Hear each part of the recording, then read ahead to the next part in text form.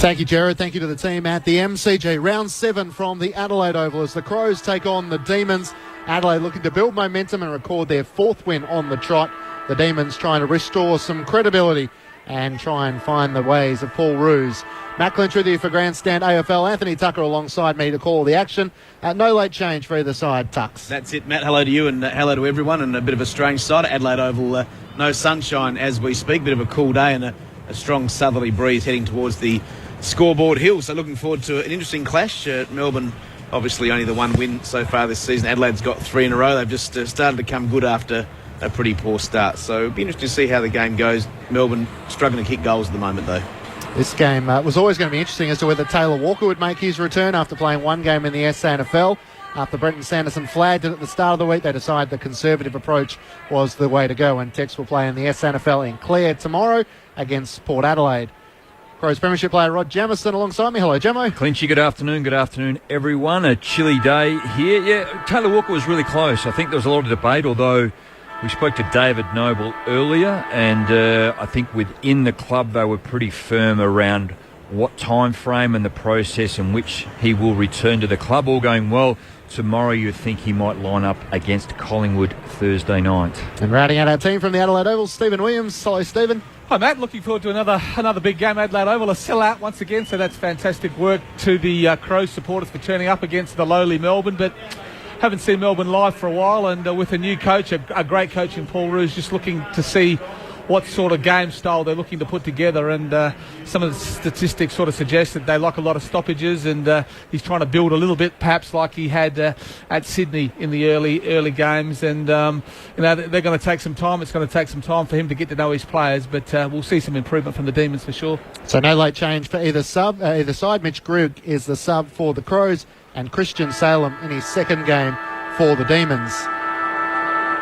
Thought Nathan Jones had won the toss, but we might be having a second take. For Adelaide, Gemmo, 3 in a row and looking to try and build momentum. They have Collingwood after the bye next week. It is important that they start playing a little bit better footy rather than simply getting the wins. Oh, it's certainly, and the way that they were only lucky to get over the Western Bulldogs last week by 9 points. They didn't start as well as they would have liked, and they managed to work their way in and hold their lead at the final siren. But even today's game against Melbourne, with Melbourne only having the 1 win and Adelaide on hoping to have their 4th, certainly up against Melbourne, the averages up to this particular point. The tackles, Melbourne lead the way. Hit-outs, Melbourne lead the way. The stoppage clearances just in favour of Melbourne. The centre clearances is a massive area where Adelaide are on top, almost double that of their opposition. So I don't believe it'll go all their way, and we have seen Melbourne, particularly last week against Sydney, want to hold it up, not give up the football, try and maintain possession, which doesn't sound indifferent to what any other side do, Stephen, but they are really slow in doing so, and when they don't have it, they just really congested. Yeah, it's just they need to get some power up forward, and the fact that they've lost a lot of their key tall forwards, it makes it really tough for them to play. When you are struggling to move the ball, that get-out kick where you can kick it to a big monster forward, they just haven't had the luxury of being able to do that. So it'll be interesting to see what they can bring to the game today. Okay, we'll get to elaborate a little bit more on what Paul Roos would be hoping to see this afternoon. It's round 7 from the Adelaide Oval. The Crows taking on the Demons on Grandstand AFL. You're with Anthony Tucker. It's going to be Mark Jamar up against Sam Jacobs. Looking forward to this battle today. The toss was won by Nathan Jones. Strangely decided to kick against the breeze. Thompson with the first clearance. Bit of a stubbed kick there by Riley. Well picked up by Viney. Out to cross off the left foot. Hooks it back, but the mark's taken by Hartigan at centre half back for the Crows. Hartigan's going to spread the ball out wide. He's got Laird, defensive side of centre wing on the outer side. So Laird just looking for an option. Now the umpire tells him to play on, so he's just going to kick long down the line. The kick falls short. Full stretch there is Rory Sloane. Takes the mark at half forward. About 80 metres out from goal. Kicks it up towards the forward pocket from behind. Podsiadly off hands to Dangerfield. Dangerfield snaps on goal. It's bouncing through. What a start for Patrick Dangerfield and the Crows. He's been on fire the last couple of weeks, and they've got the first goal after just 1 minute. It's Adelaide, 1 straight 6. Melbourne yet to score. Oh, just great work. And Patrick starting in the forward line too, just the ability to be able to work it down the outer side here at Adelaide Oval. And just looked at Jeremy Howe, the way that he went up in that contest, as did Patrick Dangerfield. But Howe lost his feet. Patrick stayed on it and was able to snap over his left shoulder. Just looks a different player, doesn't he, from the first 2 or 3 rounds where he really struggled to have any influence. His kicking was poor. He must have had some sort of injury, Jamo, because over the last probably 3 weeks he's been the outstanding player in the comp. So the Crows strike first at the Adelaide Oval. Meanwhile at Canberra, it's Port Adelaide who lead by 29 points against the Giants midway through the final term. Back in the middle, Jamar trying to follow up his ruck work, trying to knock it out. He's caught up in a tackle. Dangerfield having moved into the middle of the ground now, laying that tackle there. Adelaide by a goal, thrown back up. Jacobs trying to work it down against 2. A chance for the Demons to get the clearance. Bale with a kick inside the attacking 50. Cruel bounce for Smith, who wasn't able to trap it, but had Talia for support. Kennedy Harris as well, tackled for the Demons. He knocks it out. Laird trying to get it clear. Dangerfield running away from his attacking goal with a hand pass to Sloane. Inside the defensive 50, Talia's kick for Thompson. He had to sit an eternity for it. Grimes comes up with the ball. Hand pass to Watts. Backwards to Viney. They're giving up ground, the Demons. Watts from half forward chips it back to centre wing.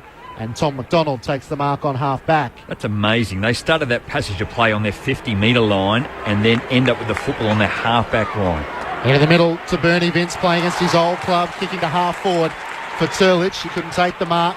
Betts is there at half-back working hard. Jenkins as well for the Crows. Lyndon Dunn gets an opportunity. Flicks it up to Turlich. And knocks it on to Dunn.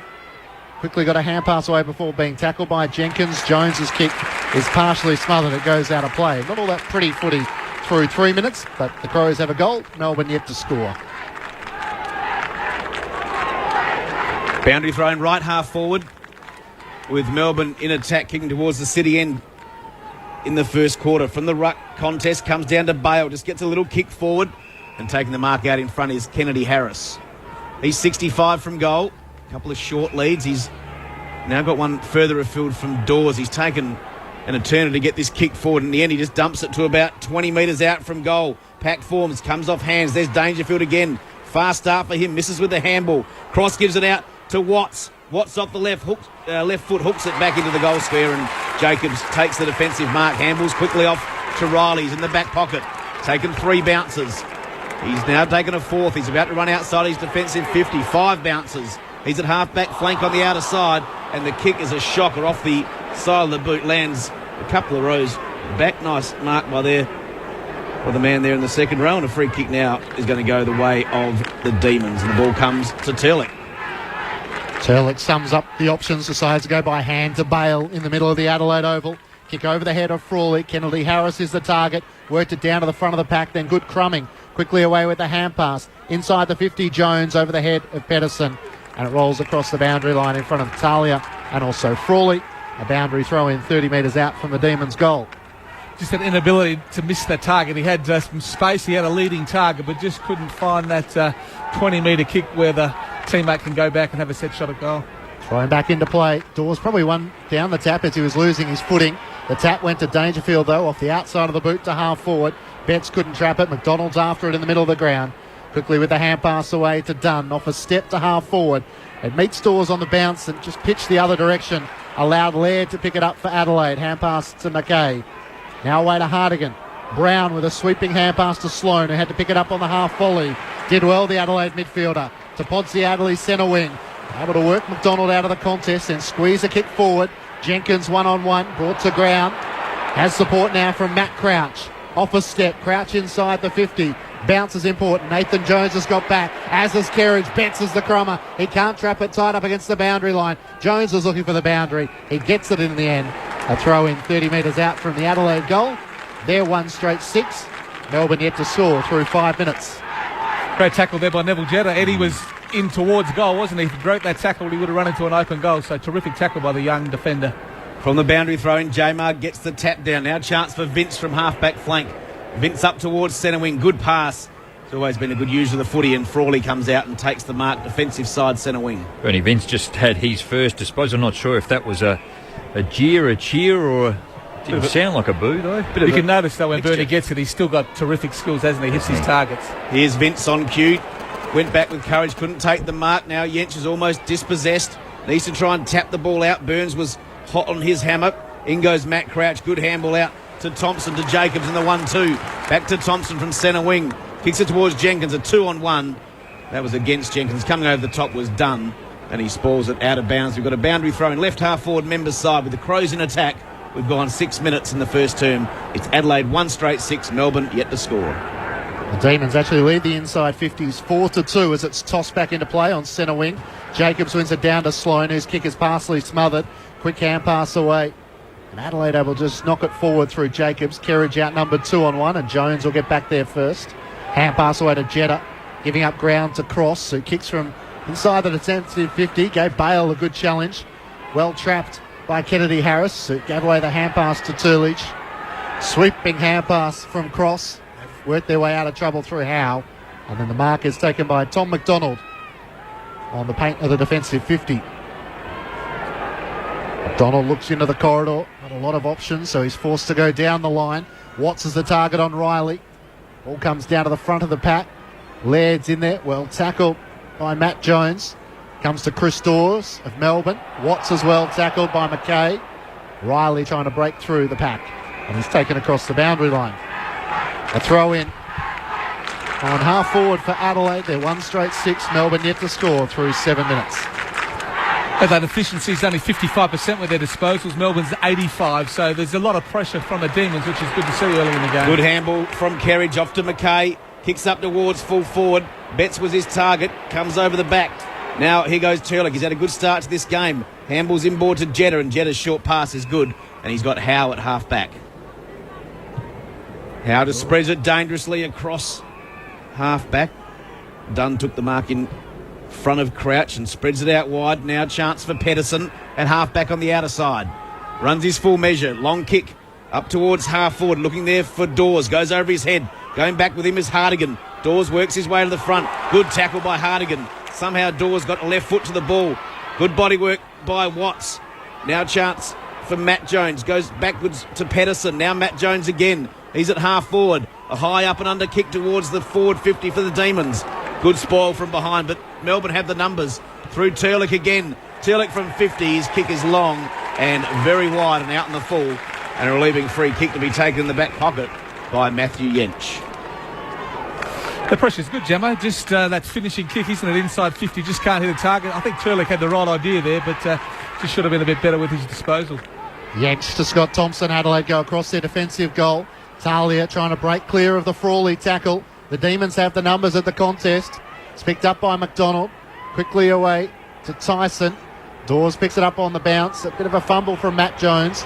Back to Dawes. Kick to half forward over the head of Burns. The foot race now. Kennedy Harris gets there first. Nice sidestep. Can he get a kick away? He chips the ball into the path. In fact, it was a very good kick. Just finding the space. And it's Rowan Bale who's gone forward. Josh Jenkins was the mismatch on that occasion. Melbourne have gone in 7 times now. And I think Chris Dawes, he's only in his 4th game this year, but he's certainly been able to straighten them up or be that target to go to already. He hasn't had a lot of disposals, but he's been the go-to player and done a lot of defensive work. In his 50th match, Rowan Bale, it's a tight angle. A bit more severe than a 45-degree angle from 40 metres out. He starts it right. It's going to sneak in. It's a good kick. And Bale's able to open Melbourne's account this afternoon. Scores locked at 1 straight 6 apiece through 10 minutes in the opening term. Meanwhile, in Canberra, it's still Port Adelaide who lead over the Giants by 30 points, 19-12, 126 to the Giants, 15-6, 96. That's past half an hour in the final term.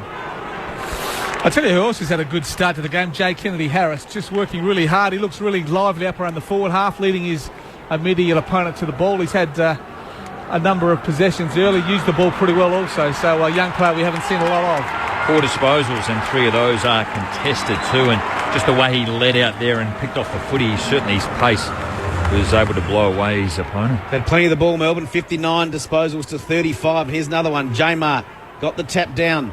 Now coming off the half-back line is Turlick again. Kicks out towards centre wing, looking for Dawes. Ball comes down from the spoil and is going to come out of bounds right in front of us on the members' wing. And just another honour as Chris Dawes is the player that they go to. Good defensive work, Cole Hardigan. Ben Rutten playing in the local competition tomorrow. Ball spinning back into play. Jacobs wins that tap down. Big pack of players around this contest. One of them in there is Jamar, also Vince, and the umpire comes in and he's going to ball it up on centre wing. Brent Riley loose in defence. Lyndon Dunn for Melbourne. Ball gets tossed up in the air and Jacobs wins the tap down, taken by Vine. He's taken down in a tackle. He's trying to get the ball out. Does come out now to Jamar. Just brushes aside a couple of tacklers.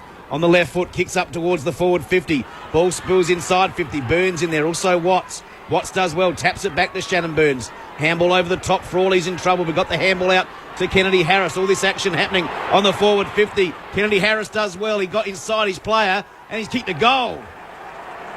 Well played, young Kennedy Harris from Melbourne. He's got the Demons second into the breeze in this first term, and they're 2 straight 12. The Crows are 1 straight 6. 12 minutes into the first quarter. He's best player on the ground, isn't he? He started really lively. Jack Watts was really good here just in the contest to stop the ball, and Melbourne were able to get it out the back, and Jay Kennedy Harris just lively, able to get around ground and line up and kick a really nice goal. Looks really lively for the Demons, and Paul Roos has been really wrapped her off to a really encouraging start. 12 and a half minutes into the first quarter. 11 marks to 4 in favour of Melbourne. 22 contested footy to 16 in favour of Melbourne, and inside 50s 8-3. So not a good start. I wouldn't have thought Brenton Sanders would be impressed at all. And kicking into a bit of a breeze as well, Gemma. So the Demons lead for the first time in this match. Scott Thompson gets the clearance. A big collision on half forward with players going different directions, and Tom Lynch is slow to rise for Adelaide. I'm trying to work out who the Melbourne player hasn't moved, has he? No. is in a moment. It's taken by Cross on half back for the Demons, and we might stop play here, given this is right in the middle of the ground. So it's Giorgio who's the Melbourne player.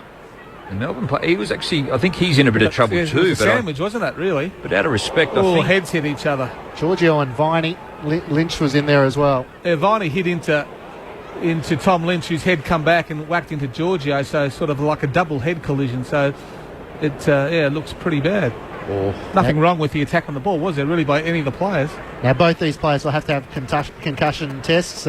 Giorgio has a trainer on both sides, and likewise for Tom Lynch. We welcome our South Australian audience to the Adelaide Oval, round 7, with the Crows taking on the Demons, and you join us just as there's a stoppage in play.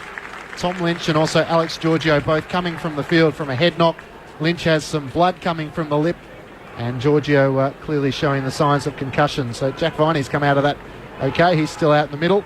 It's Melbourne 2 straight 12, leading Adelaide 1 straight 6 through 14 minutes in the opening term. Alex Giorgio looks worse for wear too, doesn't he? He's really being helped, and a little leg weary Tom Lynch was able to walk off.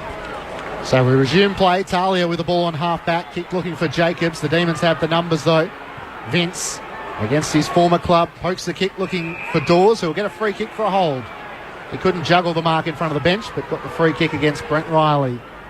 Kicks to half forward. Frawley in a wrestle. Yench came across the front for Adelaide. Good tackle by Burns.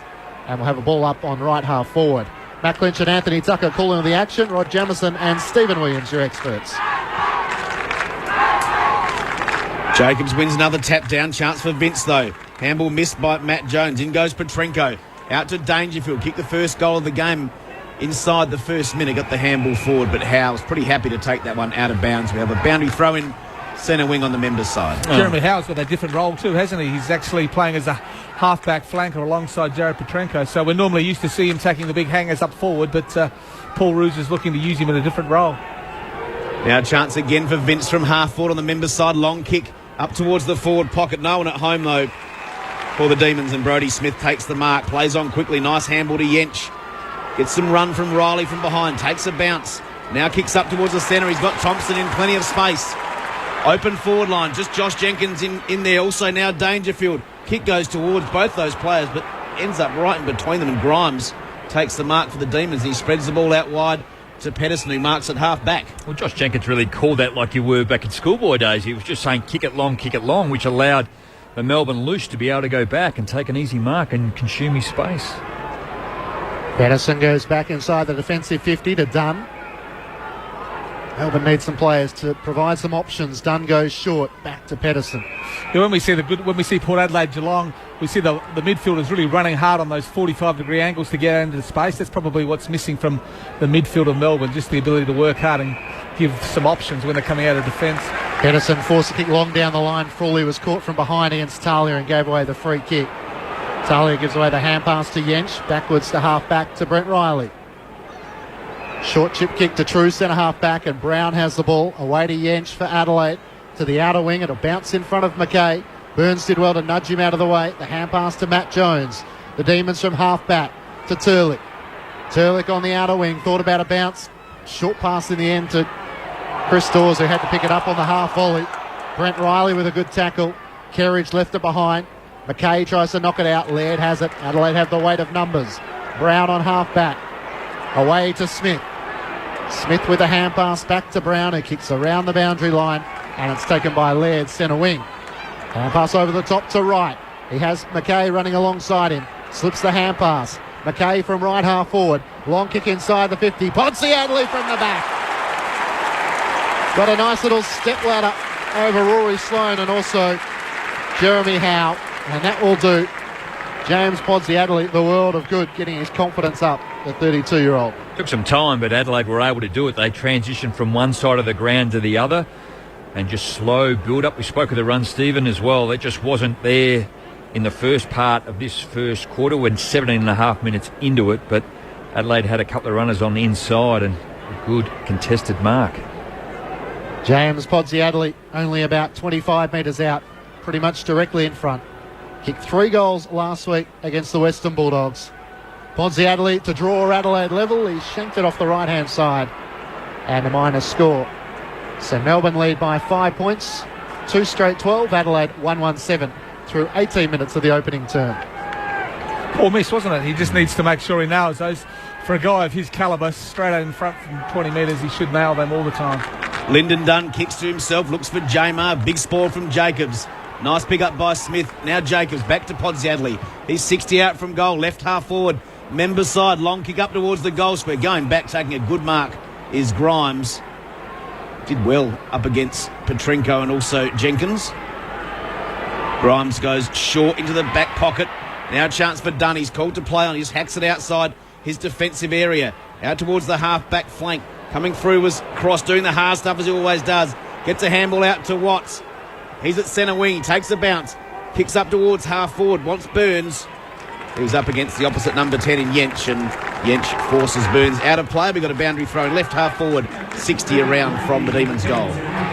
Moving the ball pretty well from the back half. The Demons probably should have been a little bit better when you get some 2 or 3 loose players running through the midfield. They probably could have shared the ball amongst each other and just took it a little bit closer to the 50 before they kicked. Vince from the boundary, thrown a long 60-metre kick up towards full forward. The mark dropped by Smith. He had time though. Handball's off the shore. He tries to run outside defensive 50. Good tackle by Watts. The ball spills free. Now coming in is Wright, and he's taken out of bounds by Jeremy Howe. Well, the defence at Melbourne, is Clinchy's actually doing okay. And a couple of the big players in Lyndon Dunn and Tom McDonald and Jack Grimes holding up the footy when Adelaide. Yeah, they look to be pretty much comfortable, don't they, Jamo, when the ball comes in long. We welcome our Southern Riverina audience for the first time this afternoon. Melbourne lead by 5 points. Matt Clinch and Anthony Tucker call of the action. Rod Jamieson and Stephen Williams, your experts. After Adelaide kicked the first goal through Patrick Dangerfield, the Demons have kicked the last 2, and both sides might have worked their sub into action, given that we've had 2 players go off with the concussion, Tom Lynch and also Alex Giorgio. So on half-back, it's a high kick up and under for Adelaide. It's taken by Kerridge, who's well tackled by 2 players, Nathan Jones and also Christian Selham, who is the sub. So they've got the 20-minute concussion window for those players. Mitch Grigg for Adelaide and Christian Selham for Melbourne to play in the game and then reassess after that period. Looking forward to seeing him run around. I saw him last week, very clean left footer.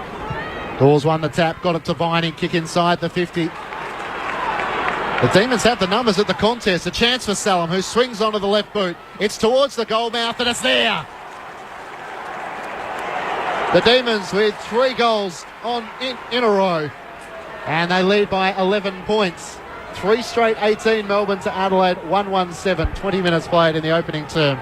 Really classic goal, wasn't it, that one? Just the way that Jack Viney, the young guns, he's able to get the ball in, and second man up probably should have done a bit better with the spoil, but on his left foot with very little time. I saw him last week on the TV, and he looks a real gun young player in Christian Salem, and great kick, great goal, and the Demons are up and about, and Adelaide have just started a little bit apprehensively, Gemmo. Well, we saw Adelaide do the same last week, but they're able to work their way back into the game, and again the reference would be if you're up against a Hawthorn or you're up against a Collingwood or a Geelong and you give the opposition a start like that, they will absolutely blow you away. But even still, the way Melbourne are and the way that they play, they're not going to give you too many opportunities, the way it's the congested game and the style in which they do. So Adelaide would want to fight their way back into the game very quickly.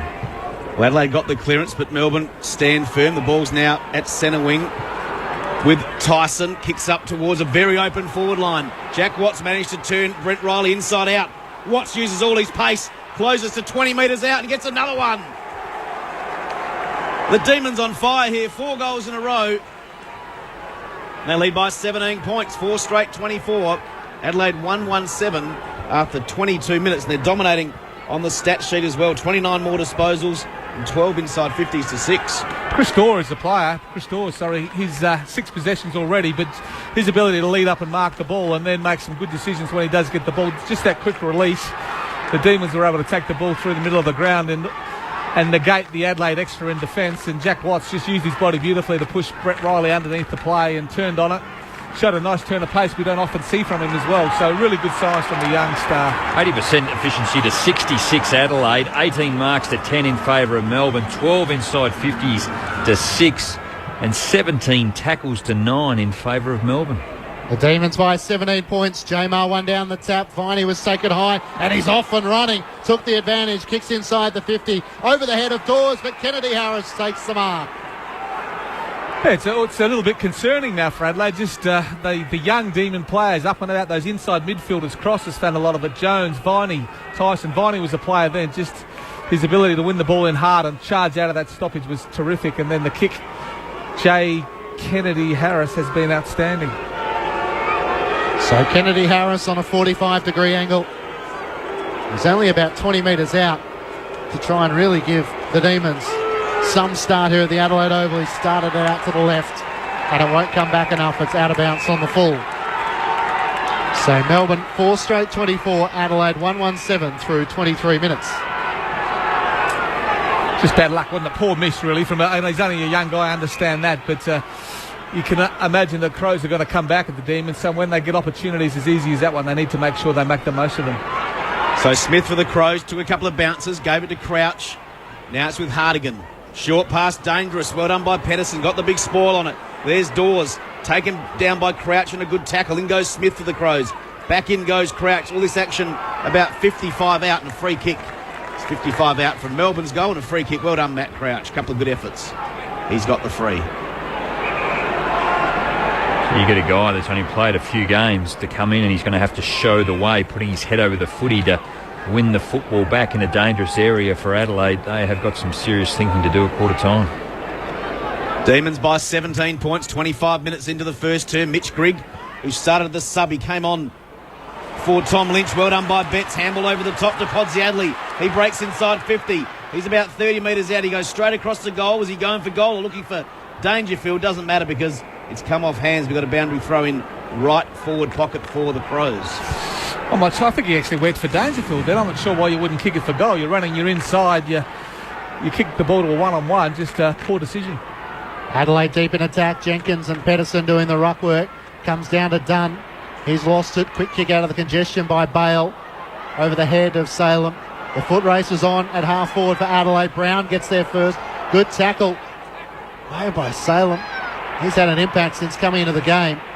And it's going to be a ball up right half forward for the Crows. I'd be leaving him on. I wouldn't be taking him off, actually. The way he was all class last week too, in a real congested, tight game, and the score probably was a little inflated in the end to Sydney, but the way he has come on and started and impacted this game already, he's well and truly up to this standard. Well, this is the best I've seen Melbourne play for quite a while, but certainly the best this season against a quality opponent with some real stars in their midfield. Melbourne have been outstanding. Jacob wins down the tap, tied up against the boundary line. Vince with a good bump on Laird. And Rory Laird gets to his feet. Just a little worse for wear. He's okay, though. Was that high, that bump? I'll have a look at it. That was nothing good. wrong. Bernie Vince. Toss back into play. Pedersen one down the tap against Jacobs. A free kick going Adelaide's way. McKay to take the free kick against Viney. A lot of discussion around Bernie Vince. He's had 7 disposals, 3 contested and 2 inside 50. So good start to him. McKay goes short to Matt Crouch, who spears the ball inside the 50. Jenkins caught behind. Had to make Grimes earn the mark, and in doing so, he gave away a free kick. So Grimes with the ball inside the defensive 50 for Melbourne. He goes short. He's got Matt Jones, who goes short across the face of goal. And there's Kennedy Harris in the back pocket on the members' side. Kicks it long up the line, looking for Dawes. He was caught behind. He gave away a free kick. Working his way to the front and doing a good job there was Sam Short. And he's got the free kick on half forward, 70 out from goal. Kicks it inside 50. Going back with courage there was Grimes. Was it Pedersen it was? He got knocked down. He's still down, actually. He gets up now, but the ball's in dispute just inside 50. 40 out from goal. We got a ball up. That's what you love to see, isn't it, as a coach? Cam Pedersen just, I think he was much maligned last season for an effort against Port Adelaide in the first game of the year, but that was terrific just to go back into the unknown, keep his head up and take a hit around the ears. Just great work for the team. The massive players around this ball up. Crows have a chance through Petrenko in there. Well done by Tyson. In the end, Petrenko wraps him up in a tackle, and we're going to have a ball up. Still 40 out from the Crows' goal. Earlier today, Hawthorn by a whopping 145 points over St Kilda, and Port Adelaide by 35 over the Giants. Their 4th win in a row. Port Adelaide now with a 6-1 record, the same as Hawthorn, as Brown gets it to Dangerfield. Dangerfield from right on 50. Big hook. That one goes 3 or 4 rows back. Out on the full. And Melbourne will take the relieving kick. Ball certainly seems to be travelling further to the scoreboard end. So the Demons have done well. 4 goals into it's a terrific effort. And Bretton Sanderson, I'm sure, will be quite annoyed at quarter time with his team. Lyndon Dunn with a long kick to half-back. Jacobs flies high and takes the mark. Jack Watts was there but could offer no competition. Jacobs moves the ball into the middle of the ground. Riley will take the mark. Looks to the outer side. Kicks it wide of Jensch. The 2 10s competing. Matt Jensch and Shannon Burns. Almost an appeal for 50 metres with Burns right on the mark. Doesn't get too many compliments, Ray Chamberlain, but I'm going to give him one for that was scenario, good, wasn't it? Yeah, you don't want to see a 50 for that. Yeah. It was good umpiring. Jensch goes for Jenkins in the pocket, who makes way for the bounce, and he can't keep it in play. A throw in 35 metres out from the Crows' goal. It's Melbourne who lead by 17 points as we approach quarter time here at the Adelaide Oval. Toss back in. Jenkins and Pedersen. Neither ruckman get a clean tap. Third man up is Tyson, who punches it towards the boundary line. Thompson, well tackled by Turlick. It's taken by Jensch, and he's taken across the boundary line by Dean Turlick. We'll have a throw in on right half forward for the Crows. It's good pressure from both sides. Maybe picks White. We've already had 4 players kick out on the full. 3 shots on goal and 1 in a passage of play. Boundary throw in. Sloane trying to get the ball out, working hard, but there's 8 to 12 players around this contest, and the umpire will ball it up right half forward for the Crows. 60 out from their goal. They're 1-1-7 after Patrick Dangerfield kicked the first goal after a minute. And Melbourne are 4 straight 24, coming up to the 30-minute mark of the first term. This ball's going nowhere in there. Turlick, the umpire, is waiting for it to come out. It's not. We've got a ball up, almost the identical position. Cam Pedersen doing a pretty good job in ruck too. He's only 193 centimetres, so certainly giving away a lot of height, but just using his body really nicely against Jacobs and nullifying his ability to tap the ball to advantage. This occasion, it's won by Jacobs down to Kennedy Harris. He's wrapped up straight away in the tackle. This ball is going nowhere, and again, another ball up. Still 60 out from Adelaide's goal, but right half forward on the outer side. And that'll just about get us to quarter time. So after Adelaide kicked the opening goal of the match through Patrick Dangerfield, the Demons with the next 3 goals. And at quarter time, it's Melbourne who lead by 17 points against the Crows. 4 straight 24, the Demons. Adelaide 1-1-7. All individual goal kickers, Dangerfield for the Crows, Salem, Watts, Kennedy Harris and Rowan Bale for the Demons. Quarter time here at the Adelaide Oval. It's Melbourne by 17 points. Grandstand AFL on ABC Local Radio, Radio Australia and Grandstand Digital. Hi, I'm Simon Marnie. The ABC Delicious Magazine Produce Awards are on again. Nominations are open in the following categories: Outstanding Farmers Market and ABC Local Radio Community Award.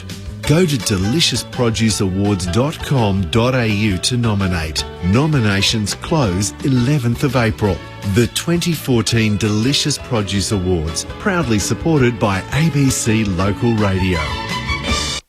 Saturday footy. Grandstand AFL. About 80 metres out from goal, kicks it up towards the forward pocket from behind. Podsy Adelaide off hands to Dangerfield. Dangerfield snaps on goal. It's bouncing through. What a start for Patrick Dangerfield and the Crows. Watts does well, taps it back to Shannon Burns. Handball over the top, Frawley's in trouble. We've got the handball out to Kennedy Harris. All this action happening on the forward 50. Kennedy Harris does well. He got inside his player and he's kicked a goal. Well played, young Kennedy Harris from Melbourne. Dawes won the tap, got it to Viney, kick inside the 50. The Demons have the numbers at the contest. A chance for Salem, who swings onto the left boot. It's towards the goal mouth and it's there. Kicks up towards a very open forward line. Jack Watts managed to turn Brent Riley inside out. Watts uses all his pace, closes to 20 metres out and gets another one. The Demons on fire here, 4 goals in a row.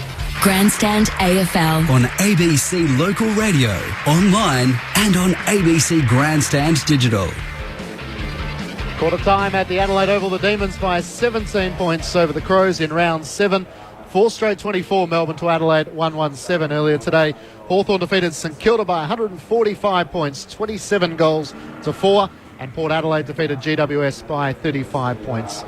Rod Jamieson and Stephen Williams, your experts.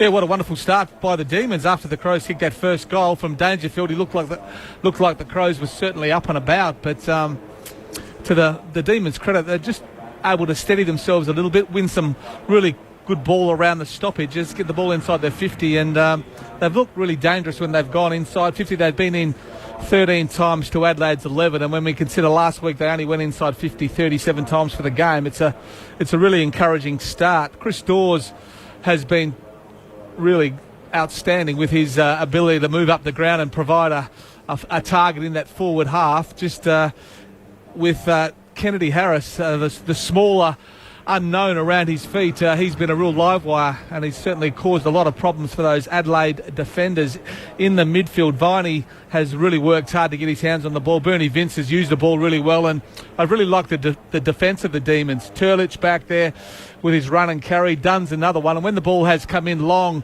the Demons have looked very much in control back there. Another really good player is Cam Pedersen, whether playing on the ball or resting that kick behind the play. His ability to compete with the taller Jacobs has really been a highlight of his game, and one effort where he went back with the flight of the ball and got hit by the pack was something that certainly his teammates will be really rapt with him doing. Also, Jack Watts, obviously a player that a lot of people talk about, Jack, but his start to the game has been good. He's had 6 possessions, he's kicked a goal, he's looked really dangerous up forward, and we've seen him actually get into top gear and run away from Brett Riley, so he's certainly got that speed when he wants to use it, so a good start to get a bit of confidence into his game as well. So Paul Roos would be wrapped in his team. They've done everything he would have asked of them, and we thought it might have been a dour struggle, but they've certainly looked to get the ball out in the open and run and carry, so good signs from Melbourne early in the game, Jamo. Yeah, Brenton Sanderson, I think the other way would be bitterly disappointed with that. The start was great. They were on the board and they're up and about, and Patrick Dangerfield was waving his arms to engage the crowd, but since that point, Melbourne have really just taken control, and up until only late in that last quarter, all the stats were very much in favour of Melbourne's way. The efficiency still at quarter time, 78% Melbourne, 66 to Adelaide, but just their lack of ability to be able to shut some players down. You're right, Chris Dawes is the go-to player. Thought Christian Salem coming straight on and had an impact and kicked a goal too. Looks classy. We spoke about Lyndon Dunn and I guess Tom McDonald and Jack Grimes in the back line for Melbourne.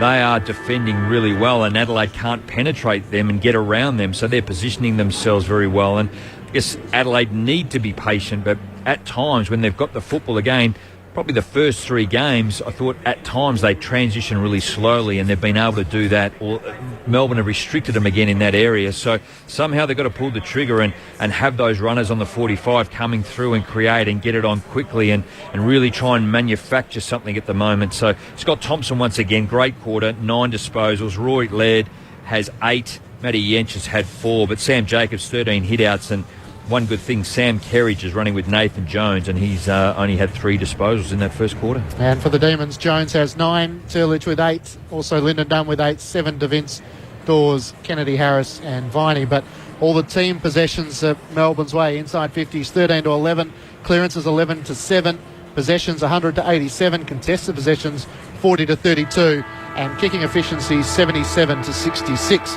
all Melbourne's way. So Adelaide's slow starts continue to be a problem after kicking 1 goal to 4 in the opening term last week against the Western Bulldogs. The Demons with plenty of optimism in the opening term, and Kennedy Harris had a shot from 20 metres out. They could have made it to 5 goals to 1, although Podsy Adelaide had the same chance at the other end. Now, you're not going to get much better midfield than Adelaide have got right at the moment. Sam Jacobs, Scott Thompson, Rory Sloane and Patrick Dangerfield. That is their number 1 midfield. That's as good as they get. Yeah. That's as good as anyone has got in the competition. So second quarter on Grandstand AFL about to get underway. It's the Demons who lead by 17 points. Both. Brent Riley up forward in this particular quarter. And there's a bit of pushing and shoving going on in Adelaide's forward line as well. Jamar wins the opening tap, got it down to Viney. The hand pass just too slip for Vince, although he did get a kick away.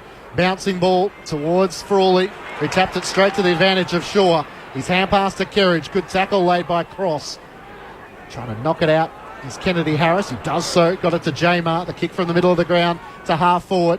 Working it down with Salem. Now Dawes is after it. Sockers it off the ground into the pocket. Rushing back is Sam Shaw, and it goes out of play up against the right behind post. And we'll have a throw in. The Demons deep in attack. The only throw in right forward pocket. Demons by 17 points a minute into the second term. Ball spinning back into play. Jacobs works his way to the front. Almost taken by Yench. Kennedy Harris putting on a bit of pressure. Brodie Smith tries to get some sort of kick out. Wright was taken high, and he's going to get the free kick against Salem. Salem's still out there, so whether he's got a few more minutes under that concussion rule or whether they've ruled out Alex Giorgio, we're not too sure at this stage.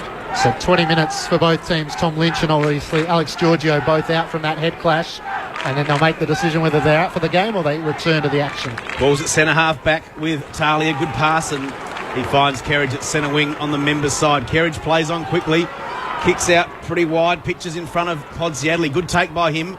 Handball back inboard looking for Shaw, but Watts is with him. The ball spills out of play. Right half forward, members' side, 70 metres around from the Crows' goal. They're 1-1-7. Melbourne a 4 straight 24. We've gone 2 minutes of the second term. Thrown back into play in front position. Jamar trying to work it down. Jones is there. Goes over the top of Matt Wright on the very bottom of that pack, and it's going to be a ball up. Demons are playing pretty accountable football. They're not letting Adelaide get anybody loose out there. We look around the stoppage and it's all one-on-one, so Paul Roos making it a real competitive game. 50 metres out from Adelaide's goal. Jamar wins the tap. Taps at boundary side. Kerridge as well tackled. Vince could have almost got a free kick. In the end, the boundary line proved the saviour for Sam Kerridge. Tom Lynch just walking along the boundary line. Looks like he's heading down the room, still with a towel up to his face. So still must be bleeding out of that lip. Melbourne by 17 points. Sloane trying to get a hand pass away. Dangerfield with a beautiful one-handed pick-up. He directs traffic and then kicks the ball from 50 to the hot spot looking for Betts. Tom McDonald facing away from the ball, punches it clear. Podsy Adelaide after it for the Crows. Bales there. Kennedy Harris comes up with it. Quick hand pass away to Grimes. Now to Pedersen for the Demons. Dribbles a kick, only 5 metres. It came off the outside of the boot. Smith keeps it in play for Adelaide. A long kick from centre wing into the 50. Jenkins one direction, McDonald the other. Dangerfield's the crummer, throws it onto his boot. It dribbles towards the right point post, and it's kept in play by Cross, who goes short, and the Demons out of trouble through Tyson.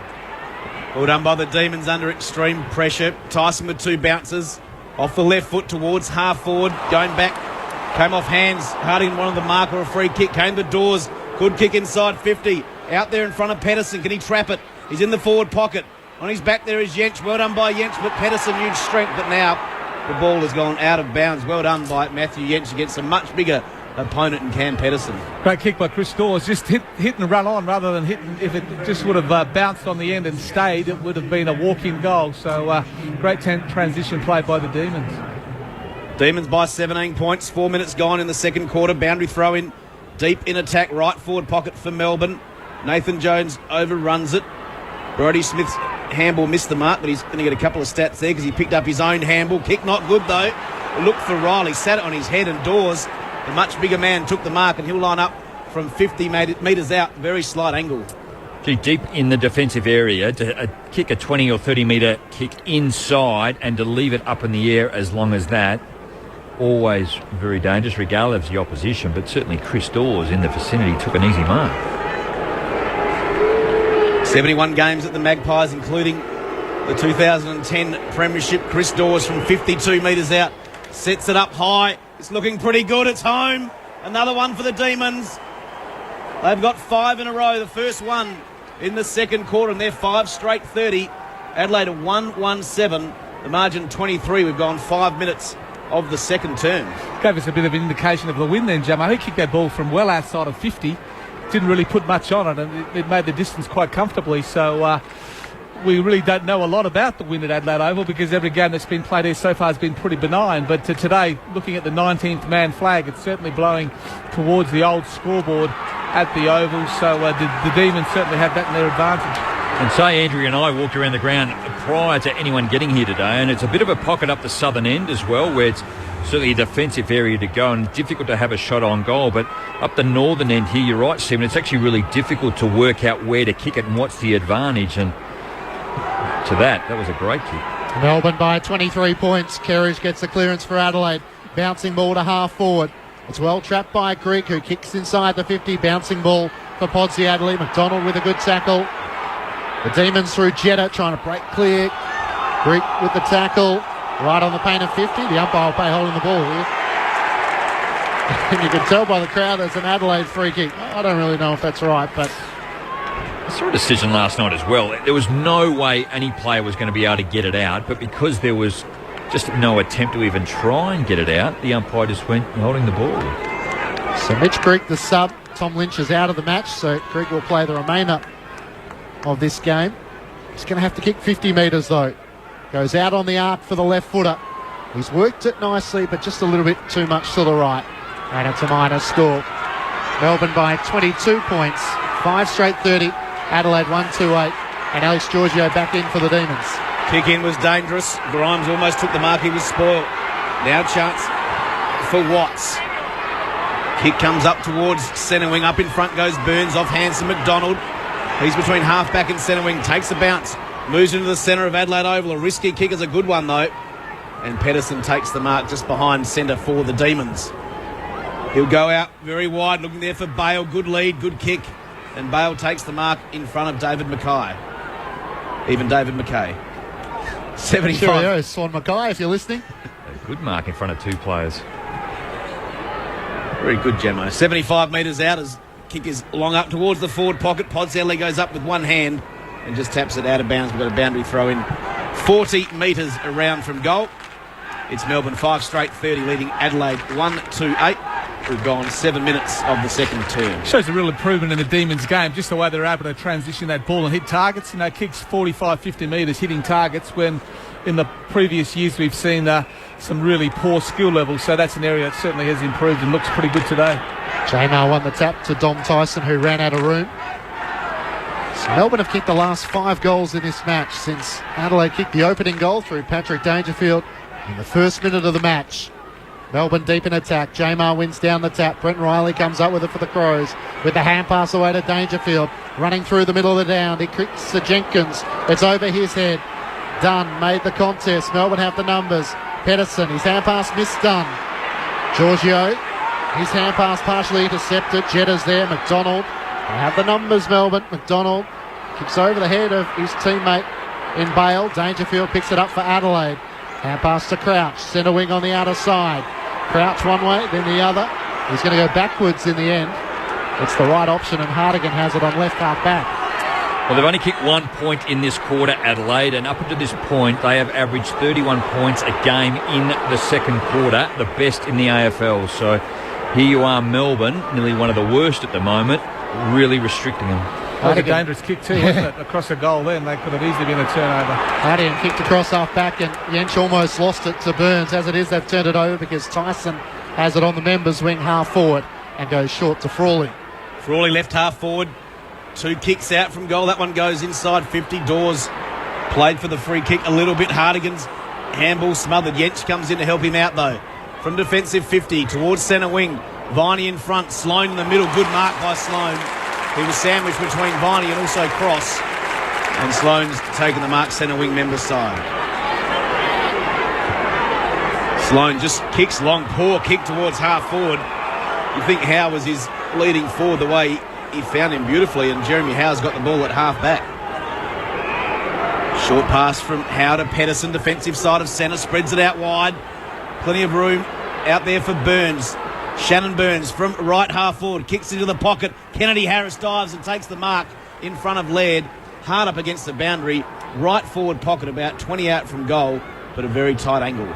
Chris Dawes had 10 disposals. Kennedy Harris has had 10. So for predominantly forwards, that's a great work rate and a tough kick for goal here. But the Demons are really up and about and look by far the better team, Jabbo, at this stage of the game. Indeed. 1 goal to 1 behind in favour of the Demons in this term. Kennedy Harris, he's going to go the drop punt from that right forward pocket. It was always near side. You thought he might have tried the check side there, but minor score for Melbourne. Their first of the day. They're 5-1-31. And Adelaide a 1-2-8. We've gone 23 minutes. We spoke to David Noble in our local program today, and he spoke of the turnovers that Adelaide were giving away in the first 3 or 4 games, and they were monumental in terms of the rest of the competition. But he put it down to just concentration, and here you are again up against Melbourne, who is struggling at 17th today, and you wouldn't have thought it'd be concentration. The pressure's been tremendous. Well, you mentioned it a quarter time, Jamie. The way the Crows are playing is very similar to how they started off in their first 3 games. Just really stagnant, finding it hard to get the ball from half-back through the midfield. Demons are doing a great job in holding them up. Matt Wright has it on half-back and he's turned it over.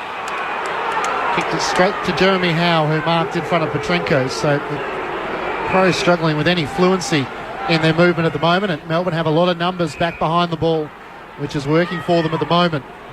Howe goes short. Cross has kicked it over it. The head of his teammate Giorgio, although Podsiadly's overran it. Has to go back in and try and win it. Sloane's there. A hand pass to Jacobs. Off a step. Jacobs kicks the ball to McKay, who marks on the 50. We're back in from here on the run. Daniel Cross, just unforgivable, wasn't it? That's just a really poor skill error. McKay pops it up. Howe with a strong mark in defence. Not sure who it was intended to. Betts was in the goal scare. It was a good mark from Jeremy Howe, flying across the side of the pack and taking the mark. 3-on-1 too. David DeVince back to Howe. Betts is lurking. Howe's looking for the boundary line. Has Betts kept it in? No, he hasn't. It's always dangerous, Eddie, in that little vicinity. 15 to 20 metres out from goal. It's a throw-in up against the left behind post. That's what Adelaide have to realise, that if they can put enough pressure on Melbourne, they're known for turning the ball over. So they just have to keep working hard to get themselves back into the game. Boundary throw-in, well done by Cross. Got the handball out towards Vince. Under pressure from Sloan. Pretty happy, I think, to take that one out of play. Got a bit ahead of myself before. Matt Margin is 23 points. Only 12 minutes gone in the second quarter. We're going to have another boundary throw-in. 25 metres out from Adelaide's goal. In front again, J-Mart works it down. Vince having a good game. Off the left foot, that clearing kick. Hardigan with the spoil. Pedersen takes the crumb though. Hambles out in front of Frawley. Big ball to be won here. Talia did well. Good defensive effort from him to Hardigan. Now a chance for Shaw. Handball didn't go too far, and I think Scott Thompson pretty happy to run that one out of play. Centre wing on the outer side. It's Melbourne 5-1-31. Adelaide 1-2-8. Toss back into play. Jacobs and Jamar wrestle for front position. Jamar won it down. Straight to Jones, although it's Grigg who comes up with it for the Crows. Hand pass to Laird, off a step. Kicks to half forward. It bounces in front of Podsiadly. He can't trap it. Jetta can for the Demons. Hand pass to Turlich. Good hand pass to Cross, although he didn't know the traffic coming the other direction. Kennedy Harris to Turlich. The 1-2. Advantage is paid to the Demons. Turlich through the middle of the ground. Thinks about the hand pass to Viney. Now gives it away to Pedersen. From the edge of the centre square, he kicks to Burns. 2-on-1 for the Demon. He goes to ground. Adelaide have the numbers. Brody Smith picks it up for the Crows. He kicks to Petrenko. It bounces in front of him. Howe lays the tackle. Petrenko with the hand pass away. Adelaide from half back. Shaw kicks to Grigg. Coming the opposite direction with Jamar with the one hand. Couldn't claim the mark. Melbourne have the numbers though. Giorgio, the hand pass to Jones. Gets a good shepherd to get around Kerridge. And then Jones in the middle of the ground. And it's taken by Matt Jones. So Nathan Jones and Matt Jones combining.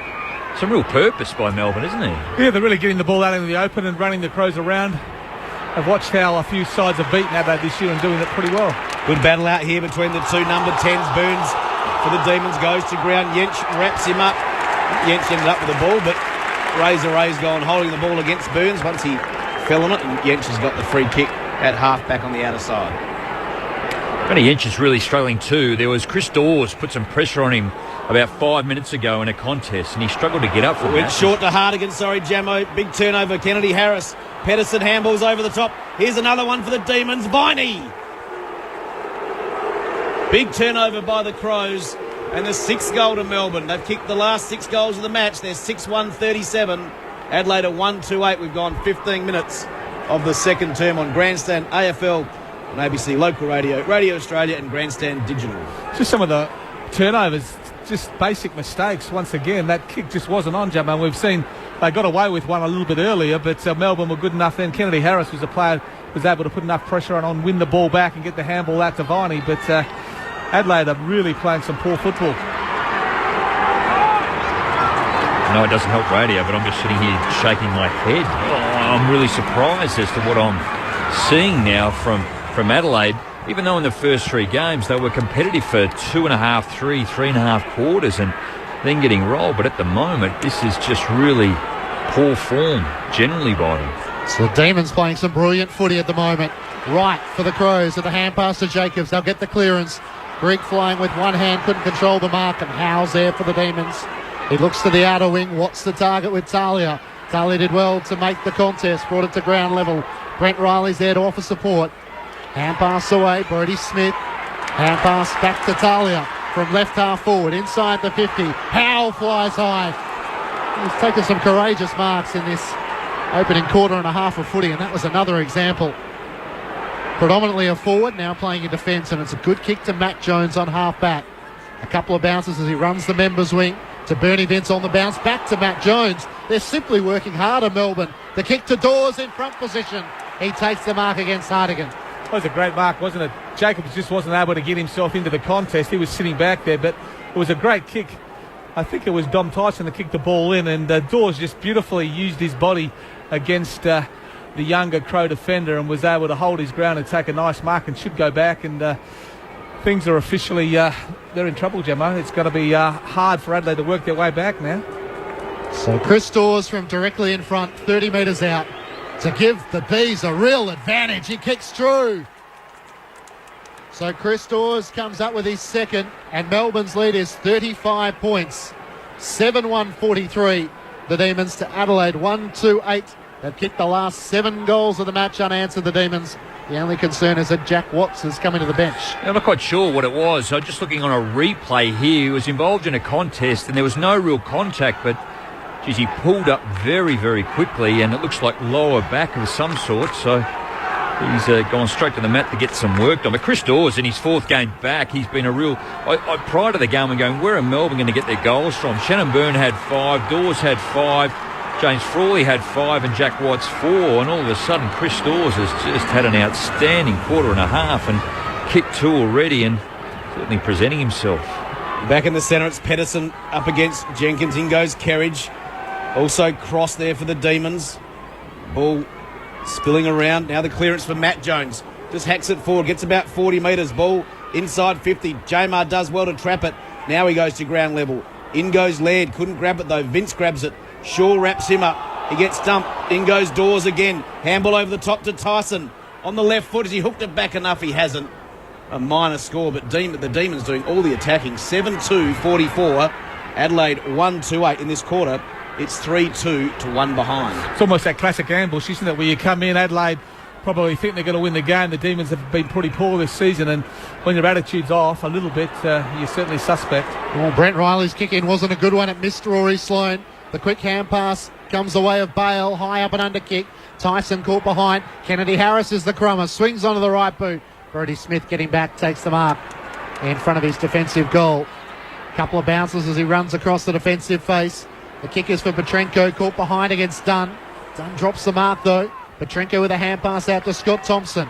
Now away to Laird, to Crouch. Working against the boundary line, right with a long kick. Podsy Adley in front of the bench. Good contest with McDonald. And the ball goes out of play. They just can't get any run, can they, from that? When Adelaide play well, they link up in the back half and run the ball through the midfield area, but it's just long kicks out of the back 50, playing right into the Demons' hands. Crows aren't even hitting targets at the moment. The Demons with all the run, thrown back in. Jacobs one down the tap. Trying to knock it out. Kennedy Harris, well tackled, holding the ball. Bit stiff again, wasn't he, really? Just didn't have a lot of options, didn't dive on the ball. Now, Matt Wright was trying to jump over Kennedy Harris and get the advantage. He never went behind his mark. So centre wing on the members' side. Wright has the free kick, and Melbourne have pushed all their players back behind the centre of the ball. Wright goes short to Laird, and now to Josh Jenkins. He's still on the logo on the members' side, so 2 kicks out from goal. Jenkins props it up. Jacobs is the target. One grab of it. Sloane's the crummer. Slips the hand pass to Betts. On the left foot. Can Eddie finish? She can't. He misses to the left-hand side and a minor score. So Adelaide's only goal this match came in the opening minute of the match. We're now 20 minutes into the second quarter and the Demons lead by 35. It's like Daniel Cross is on Rory Sloane. He hasn't had a big impact on the game. He's had 9 disposals, 6 contested, but a very experienced player doing a good job. Seeing Jeremy Howe come back on after having a spell like him down back. 4 intercept marks this quarter, 5 marks for the game and 11 disposals in that new role for him as the kick comes towards centre wing and a nice mark taken by Dangerfield. Coming up for possession number 11, kicked that opening goal of the match inside the first minute. It just goes backwards. And now Hardigan has it for the Crows. Chips it further forward, a little bit of space here now for Talia. He's got about 10-15 metres, so he just launches it long towards the pocket. Jacobs up in front was his target. At ground level, chance for Wright. Handball to Thompson. Can the Crows get their second? On the left foot, it's hooking. It's hooking through. Finally, the Crows have their second goal, and the margin's been cut back to 29 points. Adelaide 2-3-15. Melbourne 7-2-44. Well, I guess they've just thrown Sam Jacobs whilst he's resting up forward, and on 2 occasions it's gone long and deep. He's at the top of the square, and whether he takes it, which he hasn't been able to do, he's just brought it to ground. And certainly Brenton Sanders will be hoping just create a contest, get it deep into the 50, because at the moment they're lucky to get it inside 50. Inside 50 is 22 Melbourne, 19 Adelaide. I think the key was the Talia, where he's able to take that short ball and then move on quickly rather than go back behind his mark. He played on, got that bit of extra distance, and they're able to get it in there and put some pressure on Melbourne. So Melbourne by 29 points. Here's Dangerfield with a clearance. He has a bounce to finish from 50. Dangerfield kicks a goal. Now McDonald will plead his case as to whether it was touched, but Patrick Dangerfield from the middle of the ground trying to lift his team off the canvas. We'll have a score review, you imagine. And we will. Again, Tom McDonald's pretty adamant, isn't he? He's in the square. The umpire said it was touched, so... Now the question is, does the cameras provide any advantage as to whether it was touched? Not really. Oh. Slow motion. Oh, yeah. yep. Certainly Brush the fingers. Yep, are behind. The first one didn't show that, did it? But No. that's a good review, that one. They would have made the highlights reel Patrick Dangerfield if it had been a goal. It's a behind. And Melbourne's lead is 28. Just couldn't get on his right boot, could he? He had to kick it on his left and just didn't quite have the distance. One of the best calls, though, Matt, of a rush behind I've seen.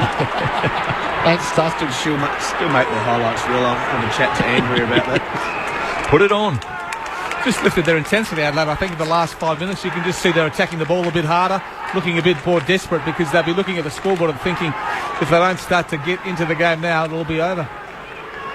J-Mar won it down, somehow ended up getting a little 10-metre kick forward, but Crouch does well. Good tackle laid there on McKay. We're going to have a free kick now, though. How tough is he, Jack Viney? Doesn't he just love a contest? He's a great little player. And 2 of the other blokes he collided with went off, and one's still off the ground, and he's been up and about. The apple didn't fall far from the tree there. His dad, Todd, obviously was tough as nails. Kick up towards Jenkins. Got to get himself into this game. He marks 55 out. Adelaide having a little moment. Finally, they're 28 points down, closing in on half-time. Long kick towards full forward. Eddie Betts comes in, might have been taken without the ball by Turlick. No free kick. Either gathered by the boos. McDonald, handball out to Bale. He gets wrapped up almost. Kennedy Harris does well. Off to McDonald. He just hacks it as far as he can up towards centre wing. Looking for Dawes, but the mark taken by Talia. Talia into the middle of the ground. It's taken by Laird, and now to Sam Shaw. Steps around Pedersen, and then from the middle of the ground, it's off the outside of the boot. A bouncing ball that eludes Dangerfield. Vince trying to work it to the advantage of Viney. Now Dunn away to Nathan Jones. Still inside the defensive 50 for Melbourne, but it's a good pass. And Dom Tyson takes the mark. Tyson goes short, and Viney continues running. Another possession. I wonder if he'll ever wear the headband. Like his famous dad? Yeah, I don't know. Might have it at home in the wardrobe, and when he gets to a certain part of his career, out it comes. Bring it out. Don't think he'd come off at the sight of blood unless he was forced to. Jack Viney. A great mark by Dangerfield as Viney went down the line. And Dangerfield taking the intercept mark. Chris Dawes was there. There's a couple of tall timber in the pack, but Dangerfield did well. Keeps looking for Jenkins. Caught behind against Dunn. At the back of the pack is Jetta. The hand pass to Viney. Stepped around a couple of Adelaide players. Got it back from Cross. Viney off the left boot. High kick to Dawes at half forward. He has 2 to beat. Talia comes in from the side. Dangerfield has it for the Crows. Oh, he hand passed it to Laird and sold him into trouble. Shaw left it behind for Adelaide. Pedersen did well to pick it up. The hand pass just too high for Jamar. Sloan trying to pick it up. He can't do so. McKay's in there. Jacobs for Adelaide. Away to Riley. Podsy Adelaide his shoelaces. Back to Brent Riley on the defensive 50. Got around an opponent. Now he has time from half back to kick to Sloan. Trying to palm it down to Petrenko. Watts is back on the ground. He's well tackled. Petrenko. And also Rory Sloan laying the tackle on that occasion. Will have a ball up. Brent Riley's kicking Adelaide's way. Just keeps missing targets. It's a classic attacking move from that back half, but he just needs to make sure when he goes short, the ball finds an Adelaide player. Ball up just forward of centre with the Crows in attack. They've had the last 3 scoring shots. It was 36 points the margin at the 19-minute mark of this term. Now 28. We're closing in on half-time. Adelaide got out of jail then too. The handball just over the top of Jamar. Otherwise, there were numbers for Melbourne there, and they were deep into their 50. Jamar doing well, gets another clearance off his right foot this time towards Pedersen. With him is Shaw. Shaw did well, then got tackled. Frawley came in hard. Might have given away a free against Riley, but play on for the moment anyway as the umpire comes in and he's going to ball it up right half forward for the Demons. We've gone 27 minutes for this second quarter at Adelaide Oval. Round 7 action on Grandstand AFL. We've got a free kick, and it's going to go the way of Rory Sloan. So the acting co-captain, Rory Sloan, from half-back. It's going to go short into the middle. He's got David McKay, and he's going to take off and handball to Laird. Laird quickly away with the hand pass to Crouch, who did a 360 now off the left boot. Chips the ball inside the 50. And Vince is able to take an intercepting mark. To be fair, the kick from Crouch didn't give the forwards much of a chance. Vince works it to half-back to Kennedy Harris, who has been great for the Demons. And into the middle of the ground, it's taken by Matt Jones. The Melbourne runner's doing his very best to slow the game down or get them to slow it down, and yet they're going to turn the footy over here. Jones looking for Pedersen. They left it behind. Laird picked it up. He blazes away inside the 50, and Watts takes the mark out of metre on Matt Wright. Now this might be 50 because Wright tried to put on a smother when he wasn't behind the mark. So probably got some time. There's 27 and a half minutes gone. The next goal is so important if this match. If the Demons can get it, just take the momentum out of Adelaide. Jack Watts in the middle of the ground. Time elapses for half-time. So another dominant performance by Melbourne in that quarter. They kicked the first 3 goals before Adelaide came up with their second goal of the match in the 21st minute. Half-time, the Demons lead by 28 points, 7-2-44 to Adelaide, 2-4-16. For the Demons, 2 goals to Chris Dawes, individuals to Salem, Watts, Viney, Kennedy Harris and Bale. While for the Crows, individual goals to Scott Thompson and Patrick Dangerfield. Rod Jamieson and Stephen Williams. Talk us through it. We didn't expect this coming to the game. I think we all would have thought that at home Adelaide starting to put some games together would be far too skillful, accomplished than the Melbourne side, but we can't praise the Demons enough. They've been outstanding in this first half of footy. 7-goal 2 to 2-goal 4. Can't remember the last time Adelaide has been held to 2-goal 4 at home. So an outstanding defensive display, but also when they've had their opportunities to attack, they've really been very efficient up forward. Chris Dawes has been terrific. Jay Kennedy-Harris has been... They've probably been the two players inside the forward 50 that have just made the most of opportunities. They've taken marks. They've won the ball on the ground. They've made good decisions. Through the midfield, guys like Matt Jones, Dom Tyson, Jack Viney have been real good sources of ability to win the ball. Bernie Vince has had 12 possessions himself, and I've really been impressed with Jeremy Howe's game. Just that extra player in defence, his ability to read the play and intercept mark has been a real feature of his game. And a lot of people were probably a little bit critical of Paul Roos taking him away from the forward half, but some of his stuff in the back half has been outstanding. It reminded me a little bit of Brett Riley when he was at his best, just to read the play and so good above his head to be able to chip across, take the mark, and then a really good distributor of the football. So some great work by the Demons. Turlich has been good. He's been willing to run and use the ball off half-back. Lyndon Dunn's been good in his ability to shut down the taller Adelaide forwards. So when the ball has come into the Adelaide forward line, Melbourne have looked very much at ease in bringing the ball to ground and running it off. And they've been able to stop that run and carry that the Crows are known for from their back half. So lots of ticks for Melbourne at half-time. There's a lot of football to go in the match, and you would imagine Adelaide will have some time to get themselves back into the match. But nobody probably at this ground would have expected the Demons to go in at half-time with 28-point lead. And certainly the 18-minute mark of that quarter too, they got it to 36 points, so they're able to pull it back a little bit. But Melbourne have had 20 more disposals than Adelaide, and we know that they're going to consume and hold the footy, but Adelaide's efficiency overall is at 63%. Now, that's exceptionally low overall, where Melbourne's at 77. And when you have a look at the key forwards, 24 inside 50s, 22, but Posey Adley has only had one mark up forward. Josh Jenkins has had 2, and a couple of the smaller players in the forward line. Petrenko's only had 4 disposals, 2. Eddie Betts has only had 3.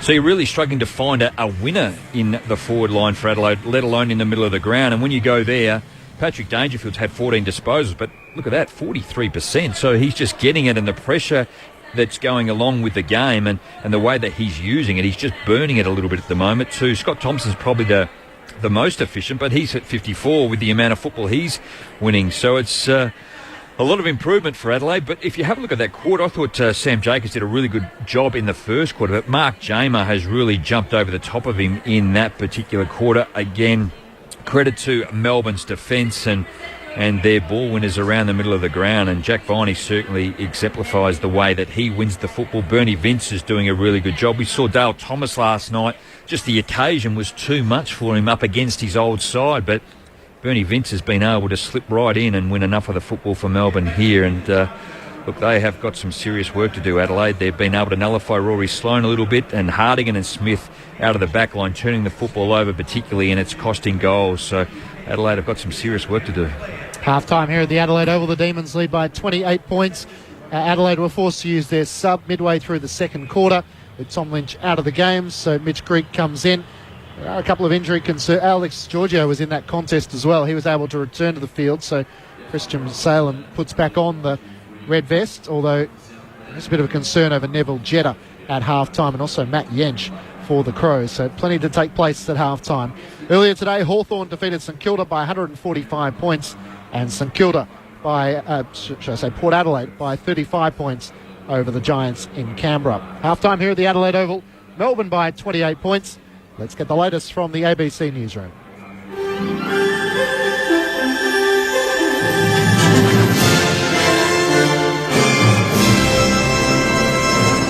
ABC News with Jackie Munn. The federal opposition says the Prime Minister's decision to pull out of a visit to Indonesia next week has put extra strain on relations with Jakarta.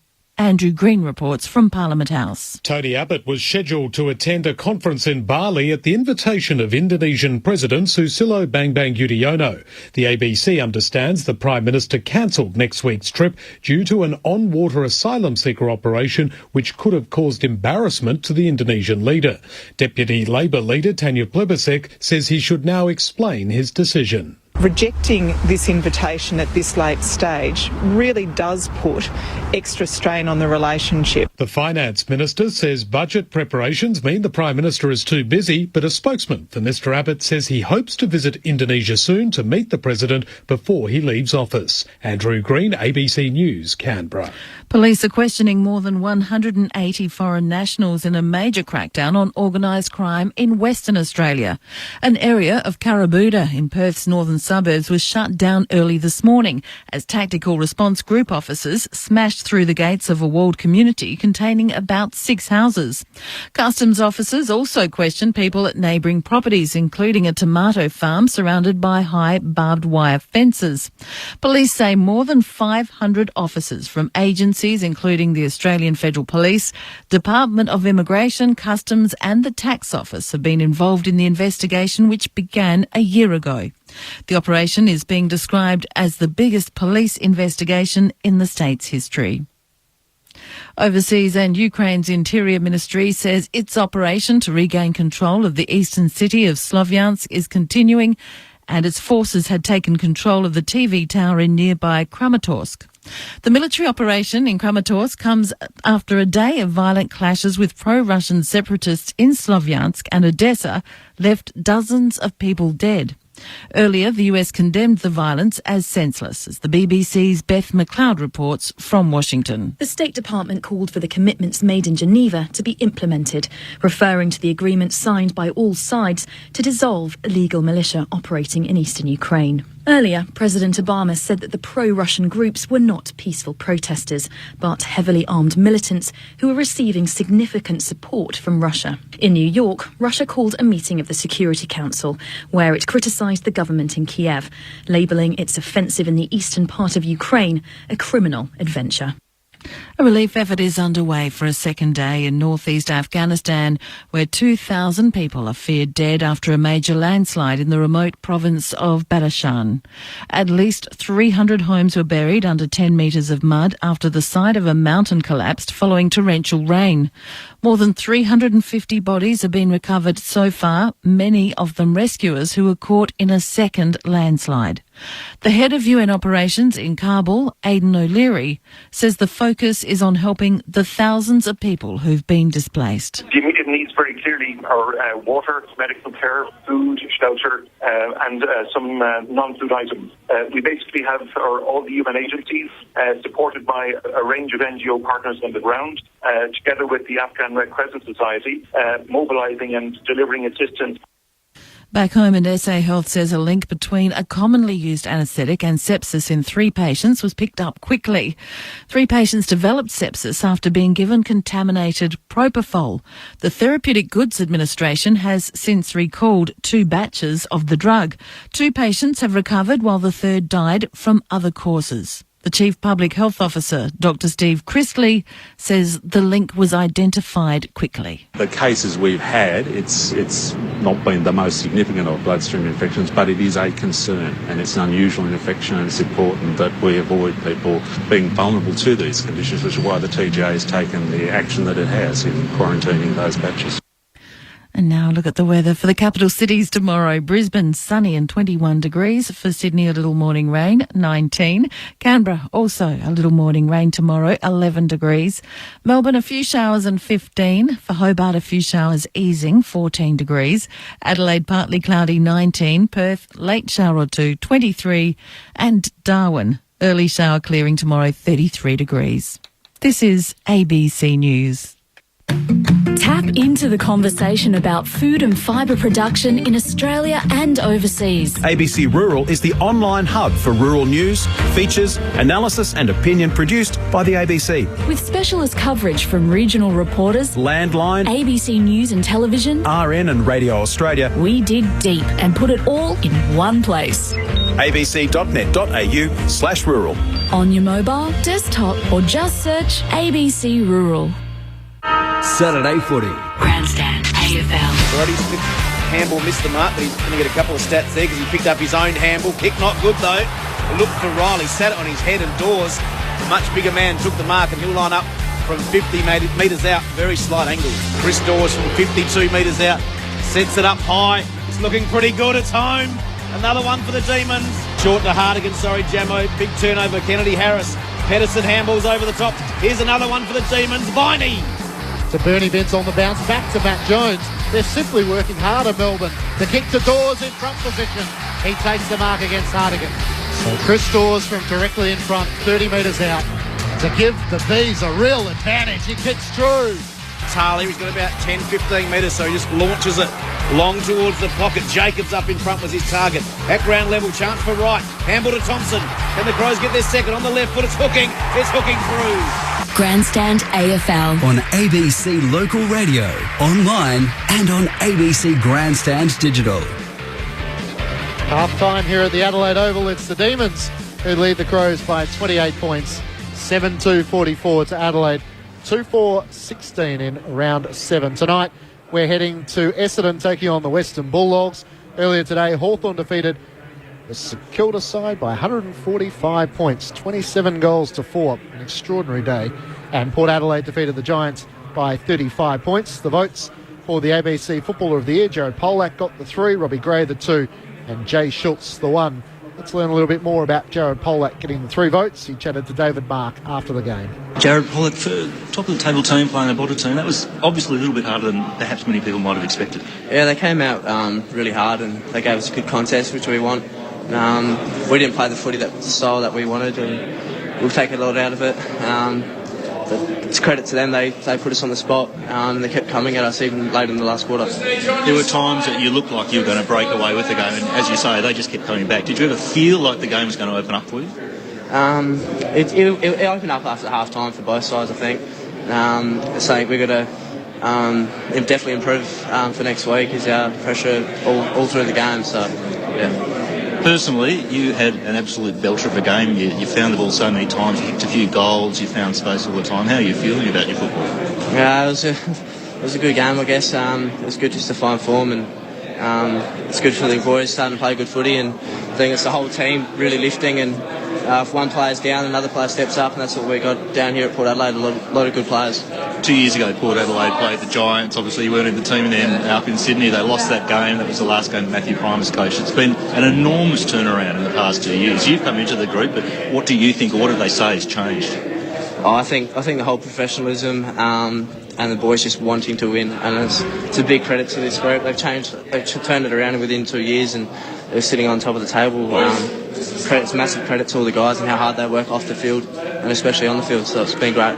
When you're on top of the table, do you tell yourself that? Do you allow yourself to sort of bask in the glory for a little while, or is it really that cliche, one game at a time? Yeah, we play one week at a time, and that's the way we are at Port Adelaide. No matter who the opposition is, we're coming for them, and now we just go through the revision and then straight on to Freo. So that one game at a time. Next week is Freo. That's going to be a really tough test, isn't it? Yeah, it is. It always is a tough test, and we'll keep bringing the same consistency week in, week out, and that's the way we're going to play. Jared Polak, thanks very much. Thank you, Matt. Jared Polak chatting to Grandstand's David Mark there, so getting the 3 votes from Chris Connolly in that match. A couple of other things to update you on this afternoon. In the Super Rugby full-time, the Crusaders have defeated the Brumbies 40-20. In the netball, the Adelaide Thunderbirds snapped their 5-game losing streak, defeating the West Coast Fever here in Adelaide, 57 goals to 50. And in the SANFL, Sturt were too good for North Adelaide, 16-13, 109 to North Adelaide, 7-6-48. Tucks, Matt Clinch, Anthony Tucker, Rod Jamieson and Stephen Williams. Give us some of the numbers to half-time, and then we'll get Jamo and Steve to give us their expectations for the second half. Overall disposals, Melbourne lead by 24, 196 to 172. Contested possessions, Adelaide have a slight edge, 76 to 71. They also have the edge in overall clearances, 18 to 15 in favour of the Crows. Out of the centre, it's 5 apiece. Marks inside 50. The Crows have only taken 1 mark inside forward 50. Melbourne have taken 5. Pretty high tackle count. Melbourne 38 to the Crows 34. Inside 50 is really evened up in that quarter, but Adelaide lead that 24 to 22, but just 2 goals from 24 entries, whereas Melbourne 7 goals from their 22 have been pretty good inside 50. Some of the individual ball winners for Melbourne: Jay Kennedy Harris 15 disposals, Matt Jones 14, Jack Viney 13 and 12 to Tyson, Turlick, Dawes, Pedersen and Bernie Vince. 11 to Jeremy Howe and also to Rowan Bale, and double figures 10 for Cross and Dunn. For the Crows, Brodie Smith and Patrick Dangerfield, and also Rory Laird with 14 disposals, Scott Thompson 13, Matthew Yench 11, Rory Sloane 10, and a string of players on 9. Wright, Talia, Jacobs, who's also had 18 hitouts, Riley and David McKay. Thanks, Tux. Half-time, Melbourne lead by 28 points over Adelaide. Rod Jamieson and Stephen Williams. Let's start with a good. What have you liked about Melbourne so far? Oh, most things. I watched them on TV last week, and they were very slow and pretty much negative. Just didn't want to probably get blown off the park, so they just played short, held onto the ball, and really, once they got the ball to centre, they didn't have that kick that could open the opposition up. But today they've been really calm when bringing the ball out of defence if there's nothing on. But when somebody has been on in the middle of the ground or 30 or 40 metres away, they've been willing to pull the trigger. And the thing that stood out is their ability to hit that kick. It's been something that's probably been disappointing from them over the last 2 or 3 years, is their ability to hit targets with their kicks. But today has been a lot better. And Paul Roos, it's good to see that the development certainly goes, you want to get your back half right, you want to be really good defensively, but there has to come a point in your progression that you start to put some pressure on the opposition by getting the ball inside 50 and scoring, and they've certainly done that today. Whether Adelaide have taken them a bit lightly, and as we've seen in football, there's not a lot between the top teams and the bottom teams, and if you don't come in with an A1 attitude, you're going to be under the pump. And I think Adelaide have come in with a less than 100% attitude, and Melbourne have been able to get under the guard, got a bit of confidence up and going, and now Adelaide are in a real battle to get themselves back into this game and get over the top of the Demons at the end. Adelaide's inside 50 marks is damning. To only have one, Melbourne have got 5. I mean, it is an indication that you're tall and your big targets up forward are on top of the game. Chris Dawes is certainly that at the moment, but I really like the defence of Melbourne. We spoke a little bit in the first half around Lyndon Dunn's role and Tom McDonald's role and Jack Grimes and what they've been able to do back there. And albeit Adelaide have been a bit loose with their efficiency going into the defence, but they've just been able to, the footy's coming in long and high, and they've been able to pick them off really well. And I think the Neville Jedders match-up on Eddie Betts is pretty much a perfect one too. When it's hit the ground, Eddie Betts has been lively, but he hasn't had much of an impact, but you don't want to give him too much time and space either, and I certainly feel that Neville Jedders has been able to do a pretty good job. So Melbourne have 10 players with less than 10 possessions. Adelaide have 6 players with more than 10 possessions. Does Brenton Stanison give them the barrel at half-time? How does he handle these slow starts, which have become a bit of a problem for him? Oh, look, I would have felt that they'd absolutely get a rocket at half-time for that performance. Again, at the 18-minute mark, 36 points down, 1 mark inside 50. They're a turning over of the football has been a theme all the way through to this particular round. Their transition has been a little slow. Their run out of defence hasn't been ideal. They've been able to get on top of that in the last 3 weeks, but the first 3, it's probably a bit misleading, albeit they lost their first 3 games. I thought certainly the way that they played, particularly against Geelong, for 3.5 quarters, they were really up and about, and I was quite impressed with the way they played. Then when they, was it Port Adelaide? Well, Port, they hit the front, didn't they, in the third quarter, but just their inability to get the ball into their forward half quickly. Melbourne have done a really good job in holding them up through the midfield, so when they do chip the ball out of the back half and get it to about the centre line, they haven't been able to release that handball, get the guy running through, and all of a sudden you got some pressure on with one-on-ones inside forward 50. It's been held up, kicked in long, and then you've had the likes of Jeremy Howe just cruising back there, taking intercept marks. So big second half coming up, Gemmo, for the Crows. Looking for 4 in a row. We get that atmosphere in, Gemmo. Let some fresh air in. Look at that. Rory Sloane up forward for Adelaide. Here we go. Jamar wins the first tap down. Taken by Viney off the left foot. Good start for the Demons out wide. Pitch there in front of Watts. Got a bit of a crook bounce. Well done by Smith. Back to Hardigan. Now Brown. Off to Laird.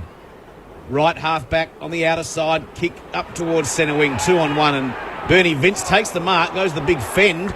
And he's got Petrenko high. A little bit of a smile there from Jared Petrenko as he gets the free handballs to Smith. Good kick up towards Betts. Out on a long lead. Marks there in front of Grimes. Right half forward.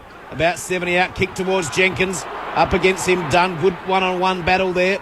to ground level goes Sloane in there. Jenkins. Now Cross. He tries to get it out away from Sloane. Looks like we're going to have a boundary throw, and we are. Right forward pocket, 10 metres around from the Crows goal. Just a couple of tagging jobs, Steve and Jamo.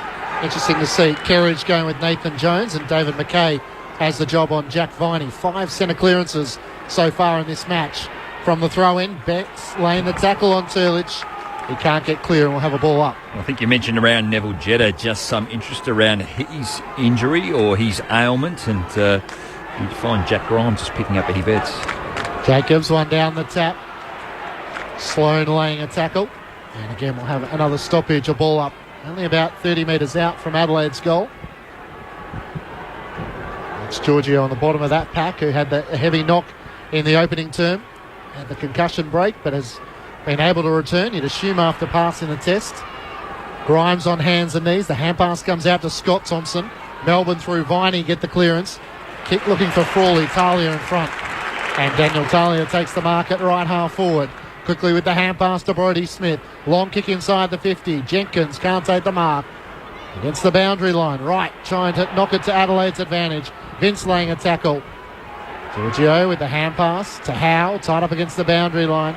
Now across it for Alex Giorgio and Petrenko. The two just having a bit of a push and shove, a few words. They would have played against each other in the SNFL too, but gee, hasn't Brodie Smith just got a penetrating kick, and he almost hangs it out like Suckling does for the Hawks on the left side, but he does on the right. Boundary thrown right forward pocket for the Crows. Jacobs tries to work it over the back to Betts. Betts is still in there. Cross goes in hard, as he always does for the Demons, and there's going to be a free kick. Jack Viney, once again, he's had 2 or 3 clearances already in this quarter, and just for a young player, his ability to win that contested ball is second to none. 10 of those. Up to disposal number 16. He goes short to his skipper in Grimes, co-captain with Nathan Jones, the Demons this year. Spoil comes down towards Dangerfield. Nice take, though, by Howe. Now Nathan Jones. Been a little bit quiet. Forward handball, no good. Taken by Laird. Laird kicks towards Podsiadly. McDonald with the big fist. Ball now to be won. Hacked out of there. Long kick out towards Pedersen. Also Shaw. Comes to Dawes. Handballs over the top. Melbourne building through Frawley. Outside of the right foot. Kick inside 50. 1-on-1. Riley does well up against Watts. Taps it in front of himself. Pretty happy to run that one out of play. And we're going to have a boundary throw in left forward flank. The Demons in attack. It's 28 points their lead. No score since half-time. We've travelled 4 minutes. There's an interesting kick to a 50-50. Watts and also Riley. Riley came up with a win with the boundary from the throw-in. Dangerfield, well tackled. Got the hand pass away. Thompson trying to get his hands clear to get the hand pass away to Grigg. High kick into the middle of the ground. Petrenko doing battle with Howe. Petrenko comes up with it. Got rid of his opponent. He has a bounce on left half forward. Sloane's making space inside the 50. Petrenko kicks in front of him. McDonald offers the chase. Sloane with a 2-on-1. He taps towards the goal face. Now knocks it out to Podsiadly. His hand pass doesn't get to Jenkins. Dunn comes up with it for Melbourne. The hand pass to McDonald. A bounce inside the defensive 50. And he steers the ball to Jack Watts on the outer wing. Another example of doing it really well and support through their back line and their run, and had multiple options coming out. Watts in the middle of the ground to Tyson, who kicks to the attacking 50. Jacobs dropped the mark. He should have easily taken. Has time to trap it, though. The hand pass away to McKay. Now to Scott Thompson. He kicks to the run of Dangerfield at right half forward. It's in front of him, but he picks it up beautifully on the bounce. Brushes off Vince. Dangerfield gets to 50. The shot on goal towards Sloane in the goal square. It clears him and also his opponent and goes through for a minor score. Cross was the man. Melbourne's lead 27 points. 5 minutes played in the third term. Poor tackle, wasn't it, by Bernie Vince? I know Patrick Dangerfield's strong, but he should have been very much aware that he was going to take him on in that instance, and he just threw him to the ground. He should be better than that. So Lyndon Dunn with the kick-in duties for the Demons. He's looking out towards this member side. He's called to play on. He kicks it out in the full. He's looking there for Howe, and the free kick's going to be taken by Thompson. In fact, yeah, it's Thompson. He's right where the 50-metre line. That's 5 out on the full. It's all right. I know and understand they want to hug the line, but it's Poor disposal. Look at the kicking efficiencies, Jamo. 53% Adelaide and 69 for Melbourne. That one wasn't too good, though, for the Demons. So Thompson's got this free kick. He's going to kick from about 48 metres out. He sets it up towards the right goal post and got the distance, no worries at all. Not sure if he was setting it up to the top of the score or having a shot there, but it goes through for a minor score. 2-6 Adelaide, Melbourne a 7-2. The margin is 26 points. We've ticked over 6 minutes of the third term. Let's see how Lyndon Dunn goes with this kick in. It's much better. It looks for the boundary line, though. Jamar up there against Jacobs. And now it's surely across the boundary line. It is. It's just important that Adelaide keep the pressure on Melbourne because under pressure they're known to turn the ball over. They'll make mistakes. But if the Crows can't keep applying this press against them and they get out, an early goal could really be hard to pull them back. Melbourne by 26 points. Jamar one down the tap, got it to Jones. Vince can't clear us. Tied up against the boundary line. It comes off Tyson's boot and rolls across the line. And Scott Thompson with a bit of pushing and shoving.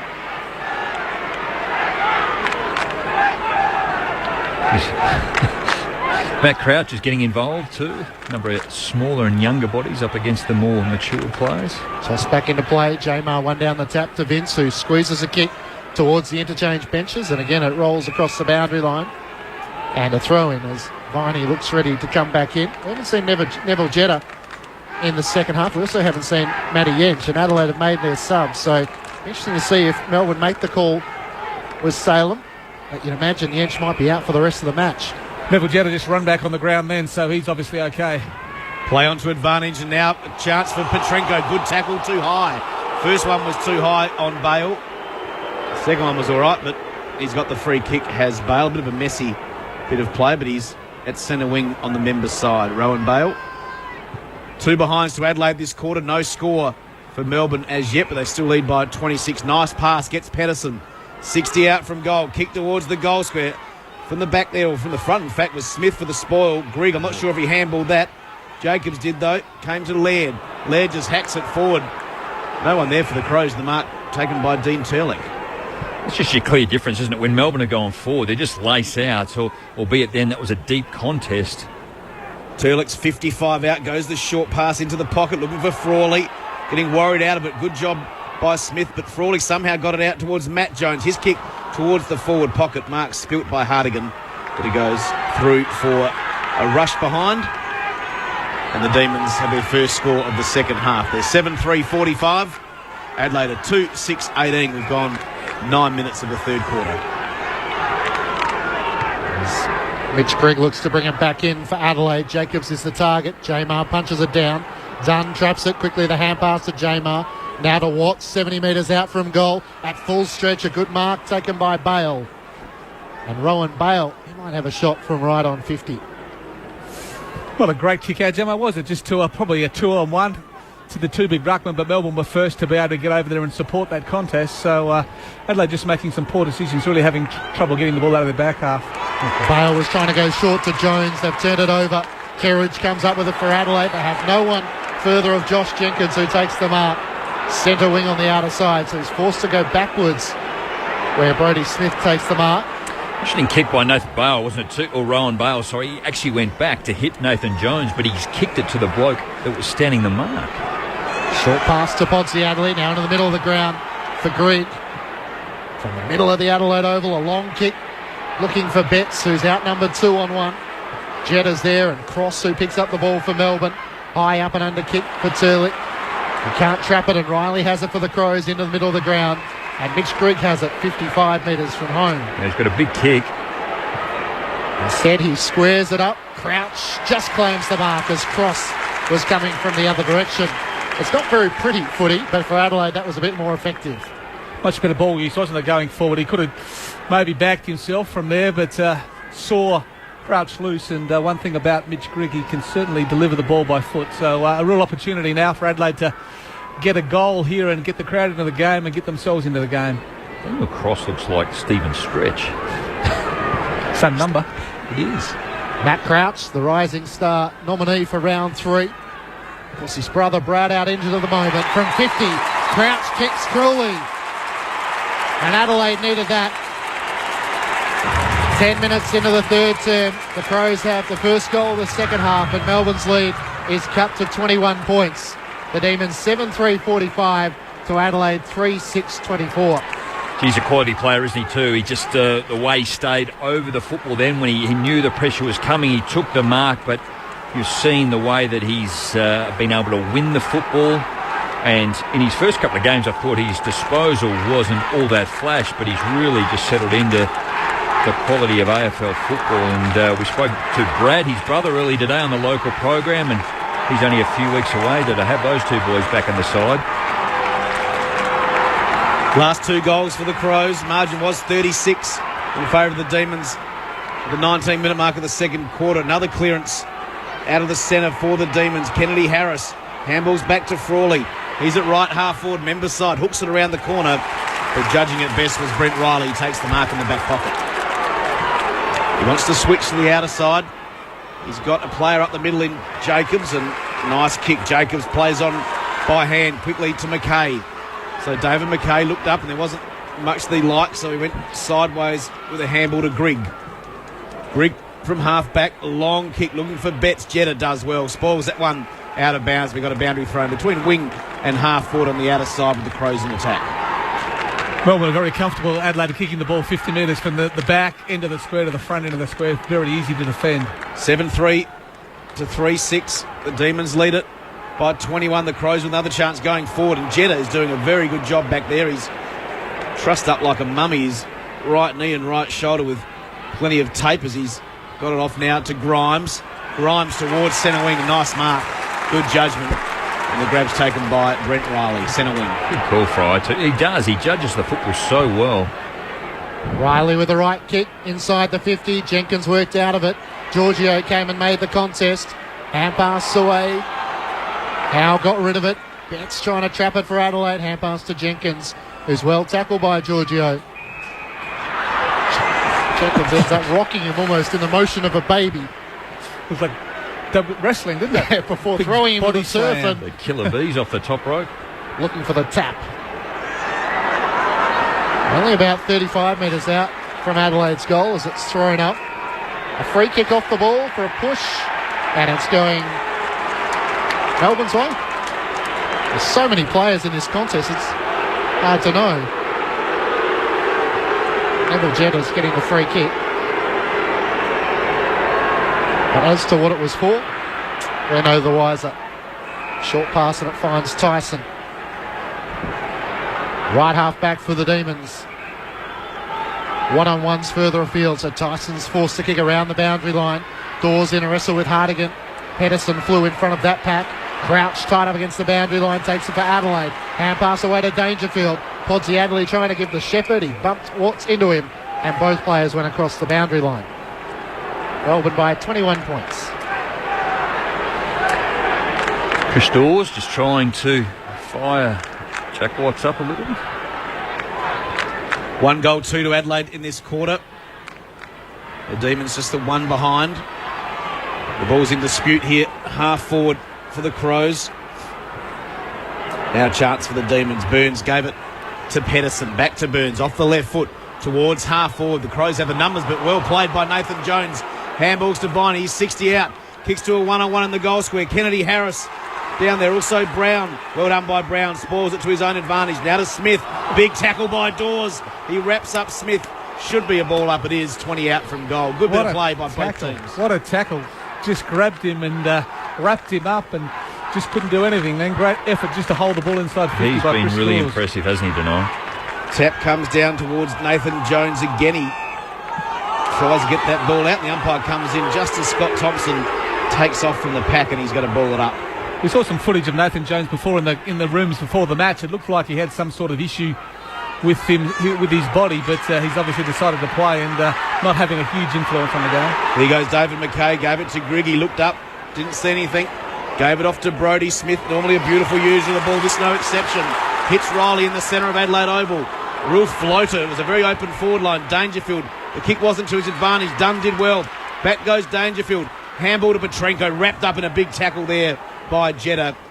And that kick from Riley was a real floater. Didn't favour Dangerfield at all. Needed to go over the back. He would have been onto it, but we got a ball up at centre half forward. We've gone 16 minutes of the third quarter. Melbourne hanging on. They're 21 points up. From the throw up, Dawes worked it down. Got it to Vince, and now went across. Who kicks towards the members wing. The foot race is on. Kennedy Harris with Brown. Oh, Kennedy Harris did so well. Trapped it and kept the ball in play. Hand pass away to Viney. Stepped around Brent Riley. Kicks to half forward. Hartigan and Dawes working back. It's eventually taken across the boundary line by Shannon Burns. Matt Yench has the tracksuit on, so he's done for the match. So Adelaide playing with one less player in the second half. Melbourne still have their sub, Christian Salem, to come in from the throw-in. Turlich as well, tackled by Petrenko. The full 360, and he's going to be pinged holding the ball. Petrenko quickly gets up and gives the hand pass away to McKay. Hand pass over the top to Grigg. Back to McKay, who kept running. He kicks to the advantage of Podsiadly. He has a metre on McDonald, but the kick is wide of him. Towards the boundary line, Podsiadly swats it back. Over the head of Dangerfield. Jenkins nudged away Giorgio, runs into the goal square and kicks truly. Something from nothing for Adelaide, and Josh Jenkins is able to kick his first goal of the match, and the Crows are within 15 points. Melbourne 7-3-45 to Adelaide 4-6-30. 17 minutes played in the third term. It all started with Jared Petrenko, didn't it, too? Just that tackle, the ability to be able to win a loose football or win the football back, and then just quick movement through the middle of the ground. And David McKay, you can see, is trying to run and carry the football, and that's when he does play his best. But certainly a little bit of luck also needed, and that's what happened for Adelaide to get a goal. And the importance probably 5 minutes ago of Luke Brown, that one-on-one in the goal square there with Kennedy Harris, was able to just keep the ball in front, not let the Demons score, and Adelaide certainly making their run. 2 goals to nothing this quarter in favour of the Crows. Melbourne's last goal, the 17-minute mark of the second term. Keep going back to Scott Thompson in the middle of the ground. Not sure why they just didn't call play on then. Rory Sloane was clear and running into the goals. So mass confusion. The free kick now goes to Sloane in the centre circles. Sloane just launches it long. Margin now 15, was as much as 36. Podsiadly up in front. Offhand, chance for Petrenko from 30 metres. Hooks it, but doesn't hook it back far enough. Jacobs saying, why don't you kick it to me? Goes through for a minor score. Adelaide are 4-7-31. Melbourne are 7-3-45. The Demons through Lyndon Dunn running out of defence. He gets to the defensive 50, kicks long to Kennedy Harris. Shaw was in front position. Kennedy Harris worried him out of it and then slipped the hand pass to Frawley. 2 bounces. He gets to 60 metres out. A third bounce to steady and finish. Frawley shot on goal, misses to the left-hand side. He did everything right but just couldn't finish. That was a big moment for the Demons. They lead by 15 points. Was it what? I mean, he had the option to maybe a handball inside over the top of Daniel Talia as he's trying to run him down, but 3 bounces just set him up and settled the side. 15 points, 19-minute mark of the third quarter. Next goal is so important, isn't it? If the Demons can just get a steady air, you think that maybe they can get themselves back into the match and really hang on. Riley marked from the kick in. Now chance for McKay. Gets it across half back. Little chip kick. Not sure what he's trying to do there, but almost a mark to Bale. Has been paid. It hasn't. Comes down to right. Handball to Sloane. Now off the left foot. Nice pass. He's got Thompson. Handballs off to Jenkins. Runs his full measure from centre wing. Kick up towards half forward. Going back with a one-arm Podsiadly. Couldn't mark it. Then Grimes takes it out of bounds. Boundary throw in left forward pocket. 40 around from the Crows' goal. That mark should have been paid to Rowan Bale. Shouldn't have been certainly a mark. It was took it to the ground and it came out when he hit the ground. Game starting to hot up. 15 points in favour of the Demons. They led by 28 at half-time. Dangerous position here. Watts, handball intercepted by McKay. McKay hooks this one back from 30. He's hooked it too far. Another behind for the Crows. They're 8th. They're 4-8-32. Melbourne are 7-4-46. We've gone 20 minutes of this third quarter at Adelaide Oval. David McKay's the player, Jummo, that's really getting himself into the game after a reasonably quiet first half. He's been the difference in the second half of his run. Grimes plays onto himself, comes to the members' wing. It's punched away and across the boundary line by Adelaide. Sam Shaw flying high and will have a boundary throw in on half forward. Their efficiency is lifted a lot, 73%, but 4 individual goal scorers to Adelaide, but 7 players have kicked behind, or 6 have, with Patrick Dangerfield kicking 2 behinds and 1 out in the full. Thrown back in, Sloan trying to get the clearance. Nathan Jones as well tackled for the Demons. So Adelaide with 2 goals for in this quarter to the Demons, 2 behinds. Melbourne, who led at half-time, have seen that lead cut to 14 points now. As Crouch is after it, Matt Crouch for the Crows, hand pass to Petrenko, Turlich with a good tackle. Matt Crouch follows up, he couldn't get a left boot to the ball, and it's taken across the line by Bernie Vince. It's a real test of the Demons now. They've been challenged by Adelaide. They just need to steady themselves, just continue to play the way they've been playing rather than going back into their shell. Toss back in, 60 metres out from Adelaide's goal. Cross trying to break clear, he's tackled by Sloan. And the umpire circles and will have a ball up. All the Crows in this quarter, 14 inside 50 to 7. You mentioned David McKay, Stephen, 7 disposals in this term for him. Ball tossed up at half forward for the Crows. 1 out by Turlich up towards centre wing. Almost a mark taken in front by Talia. Couldn't control it. Hardigan has a chance. The Crows have the numbers. Smith, he got it from Brown. Back to Talia. From centre wing, standing start. Looking for Jenkins. Comes a couple deep. Couldn't take the mark. Bale got the crumb to Vince. The former Crow. Best and fairest winner at the Crow back in 2009. Beautiful kick by Bernie Vince. His 17th disposal. Mark taken by Pedersen. Half forward flank members side, kicks it inside 50, looking there for Burns. Good spoil though by Laird. We've got a boundary throw in the forward pocket. Great mark by Cam Pedersen, but that's the beauty of Bernie Vince when he doesn't get the ball in his hand, just to kick the ball to the advantage of his teammate, and it was a terrific contested mark. Big crowd at Adelaide Oval, twilight footy on a Saturday evening. 14 points, the Demons lead by the Crows, looking for their 4th win in the row. The Demons looking for just their 2nd win of the season. Tyson gives it out to Nathan Jones to cross. Now chance for Jetta from 60. Just hacks it forward. No one at home though for the Demons, and the mark should be taken by Brodie Smith in the back pocket, and he'll relieve the pressure for the Crows. We've gone 23 minutes. Demons by 14. Christian Salem on the ground too. Alex Giorgio has been subbed out of the match, and a little bit more run and creativity in the Demons forward half now. Laird worked it to Jacobs at half-back, and a beautiful pass from the ruckman to Rory Sloan. Some people say ruckman shouldn't kick, Jamo, and that was a nice one from Sam Jacobs. Don't mind them kicking, you just never handball the one running pass, which doesn't happen too often. Sloan to Jenkins at half-forward. High kick inside the 50. Pods the Adelaide in the middle of the pack. Just didn't do enough to claim the mark. Quick hand pass away. Melbourne able to run their way out of defence through Howe.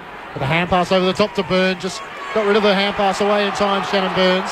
Came to Dom Tyson. And now a ball up. People in the members in front of us getting up out of their seat. A little desperate late in this 3rd quarter. From the ball up on hands and knees. Bale trying to knock it out.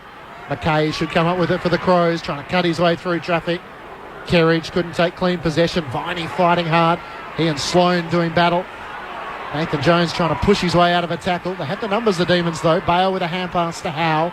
Inside the centre square, chips the ball to Frawley. It bounces in front of him and Talia. It should suit Adelaide as Brodie Smith gets there first. Hand pass over the top of Viney to Thompson. In front of the bench, Scott Thompson, a good kick in the middle of the ground. And Rory Sloan takes it 60 metres out from goal. He turns and spots a free man in the middle. It's Eddie Betts. 35 metres out, slightly right of centre. That was a big win, wasn't it, too, for Adelaide to win the football back here in front of the interchange bench. And I think it's just the quick movement. It's a real change from the first half to this half. You've seen them to try and give a quick handball or turn around and take 1 or 2 steps to use the football. And Scott Thompson did the same. Rory Sloan did the same to space to Eddie Betts. Just 5 disposals and a behind for Eddie Betts. He comes in for the shot on goal. It's out to the right, and it doesn't do enough to work its way back. Melbourne's lead is 13 points, 7-4-46 to Adelaide, 4-9-33. Time on in the 3rd term. Poor kick by Eddie, wasn't it? Just didn't really kick through it, just sort of popped it up and hoped that it would float through. 17 inside 50s this quarter to the Crows, and just 2 goals, 5. Melbourne have only managed the 2 behinds. Probably out of those, you've had two absolute sitters that should have been goals.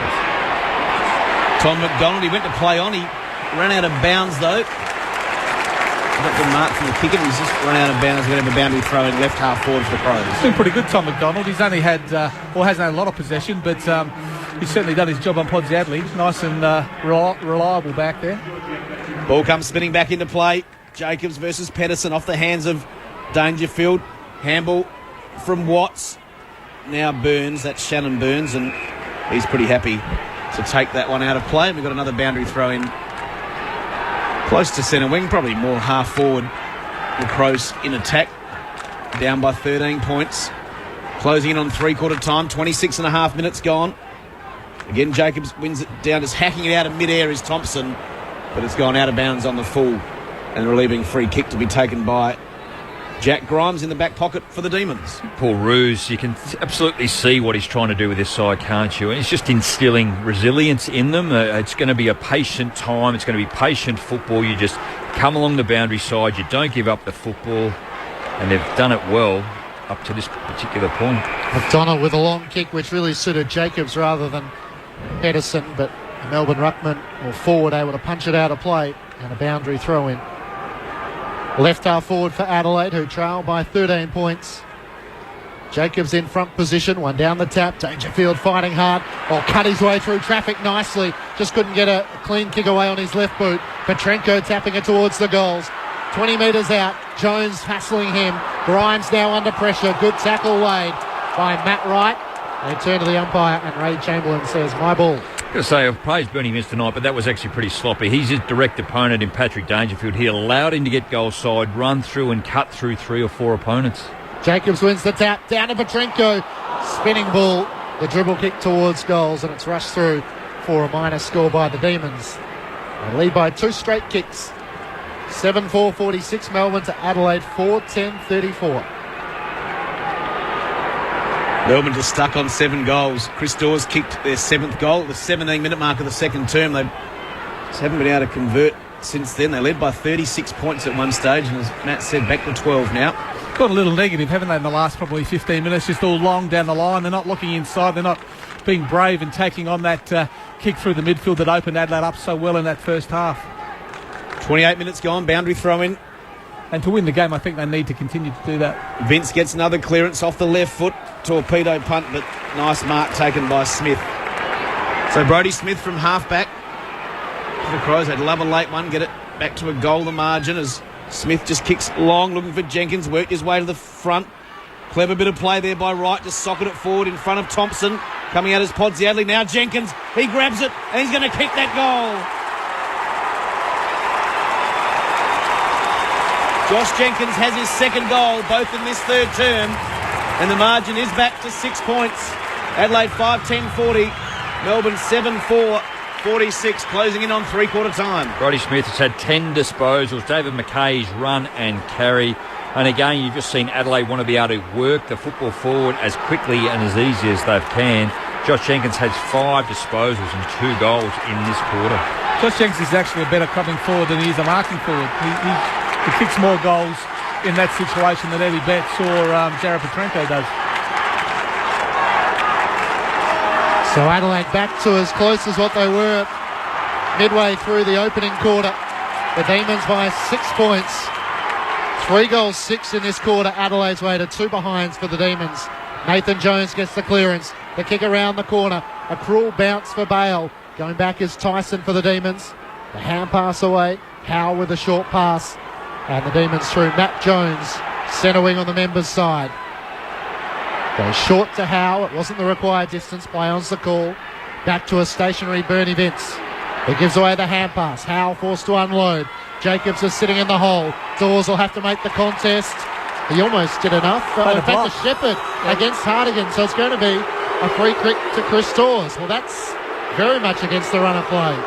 Well, this is probably almost on the siren, this one. So Chris Dawes has kicked a couple. The Demons haven't troubled the scorer as far as goals go this quarter. So what an important kick. 20 inside 50s to 9 in this quarter. So Adelaide have hammered Melbourne but haven't got the response on the board. Chris Dawes to try and steady the Demons ahead of three-quarter time. He comes in and kicks truly. It's a great kick from Chris Dawes, who kicks his third. 2 in the second quarter and 1 in the third. As Anthony Tucker mentioned, it's Melbourne's first goal since midway through the second quarter. Their lead is by 2 goals. 8-4-52, Melbourne to Adelaide, 5-10-40. 30 minutes played in the third term. Pretty soft in the end, wasn't it, too, on the replay? It just being, he was behind, so it was almost a tackling, or just made it difficult in that regard to not or nullify him to run at Jacobs in the contest. Paul Roos yelling at his players from the bench to tell him to get a couple of extras back behind the play, but not a lot have complied with that request. 3-6 to 1-2 this quarter to the Crows. I guess that's just where the team is at the moment, isn't it? You deep in this third quarter, and what you need to happen, they've just sort of lost their way. They float back to their positions. Well, there is the 3-quarter time siren, a 31-minute quarter. As I said, the Crows all over the Demons in that quarter, 3-6 to 1-2, and the Crows have cut that half-time margin from 28 back to 12. The score, Melbourne 8-4-52, leading Adelaide 5-10-40. The goal scorers for the Demons, 3 to Chris Dawes, and singles to Salem, Watts, Viney, Kennedy Harris and Bale. And for the Crows, Josh Jenkins kicked 2 goals in that quarter, and singles to Thompson, Dangerfield and Matt Crouch. At 3-quarter time, the Demons by 12 points. This is Grandstand AFL on ABC Local Radio, Radio Australia and Grandstand Digital. In her new ABC book, A Year on the Farm, renowned cook and frequent local radio guest Sally Wise achieves her dream wish. In 2012, Sally and husband Rob moved to a farm in Tasmania's Derwent Valley. Sally shares stories of daily life on the farm and over 250 delicious and easy recipes. A Year on the Farm, now available from ABC shops, centres and abcshop.com.au. Saturday footy. Grandstand AFL. Can't trap it, and Riley has it for the Crows into the middle of the ground. And Mitch Grigg has it 55 metres from home. He's got a big kick. Instead, he squares it up. Crouch just claims the mark as Cross was coming from the other direction. So a real opportunity now for Adelaide to get a goal here and get the crowd into the game and get themselves into the game. Matt Crouch, the rising star nominee for round 3. Puts his brother Brad out into the moment from 50. Crouch kicks cruelly towards the boundary line. Adelaide swats it back over the head of Dangerfield. Jenkins nudged away Giorgio, runs into the goal square and kicks cruelly. Something from nothing for Adelaide. Smith just kicks long, looking for Jenkins, worked his way to the front. Clever bit of play there by Wright to socket it forward in front of Thompson. Coming out as Adelaide now. Jenkins, he grabs it and he's going to kick that goal. So Adelaide have hammered Melbourne but haven't got the response on the board. Chris Dawes to try and steady the Demons ahead of 3-quarter time. He comes in and kicks truly. It's a great kick from Chris Dawes, who kicks his third. Grandstand AFL. On ABC Local Radio, online and on ABC Grandstand Digital. 3-quarter time at the Adelaide Oval. The Demons lead by 12 points. They've led at every change by 17 points at quarter time, 28 points at half time, and they've seen that lead cut after 3-1 in that third term. Earlier today, Hawthorn defeated St Kilda by 145 points. Jack Gunston, Jared Ruffhead and Ryan Schoenmakers, throwing Luke Bruce there as well. They all kicked 4 goals, 27 goals to 4. And in Canberra, Port Adelaide defeated the Giants by 35 points. Tonight, it's Sydney and Brisbane from the Gabba. Brown is out for the Lions. He's been replaced by Mitch Golby, who will start as a sub. And the Swans are unchanged with Brandon Jack as the sub for Sydney. Most of our audience will head to Docklands. Essendon taking on the Western Bulldogs. Clint Wheeldon to head up our team. Evening, Clint. Good evening to you, Matt. No changes to either side, so put a line through for the Bombers. Bell Chambers, Ambrose and Hardingham, while for the Bulldogs, no Tutt, Roberts and Jong. And in a round that's already been the focus mostly on old clubs and players going up against them. We saw Dale Thomas, of course, last night. Well, this evening, Stuart Crameri, now Bulldog, goes up against the club that he led the goal kicking for the past 3 seasons. And Essendon, after losing their past 3 matches, can really only look on enviously at Crameri at the moment. He's 14 goals so far this year, more than any other Bomber has kicked in 2014. And the other big question tonight, just where will Jake Carlisle play? Again, question marks whether he's used at the right side of the ground. Of course, the subs, they're Marcus Bontempelli for the Western Bulldogs and Zach Merritt for the Bombers. The roof's shut here, Matt. Looking forward to it on Grandstand AFL. Thank you, Clint. We'll join you after this game. Three-quarter time, Melbourne lead by 12 points. 8-4-52 to the Crows, 5-10-40. Stephen Williams and Rod Jamieson, your experts on Grandstand AFL. Yeah, we've got a real game on our hands. We all knew at half-time that Adelaide had to certainly make a move in that quarter, and they had 9 shots a goal for only 3 goals, 6. So probably with a reflection of the dominance, particularly inside 50s when they went inside 20 times to the Demons 9, a result of 3-6, probably not what they were looking for. With that sort of dominance, they probably should have been in front at three-quarter time, but the Demons got that late free kick and late goal through Chris Dawes, and that's going to be really important. The fact that the Demons were quite competitive in every aspect of that quarter, as far as they won the clearances, they won the disposal count, but Adelaide were just able to keep the ball inside their forward 50 and really press. And I thought Melbourne just lost a little bit of that dare that they showed us in the first half. They were willing to take the game on, go through the middle of the ground and back their kick and decision-making in, but they just went back into their shell a little bit that quarter, long down the line, and really played into Adelaide hands. So I think to win this match, Melbourne have to give us more of what they showed us in the first half. A lot of run, a lot of carry. They're probably kicking to the scoring end. Most of the goals are being kicked to the old scoreboard end of Adelaide Oval. So a big occasion. We didn't expect a game to be in the balance like this at three-quarter time. So looking forward to what both teams can offer us, Jamo, in this last quarter. Yeah, look, it was a big improvement, wasn't in that third quarter by Adelaide. Inside 50 we spoke of. Percentage in terms of efficiency, they really lifted that. Their tackling when they didn't have the football, 22-16 in Adelaide's favour. Their run and carry and their quick ball movement was much better in that third quarter as opposed to the first half. But, gang, for me, Chris Dawes played a lot back in that particular quarter, which I felt, I guess, went against Melbourne. They need to play him up through the middle of the ground, which he did so well in that first half.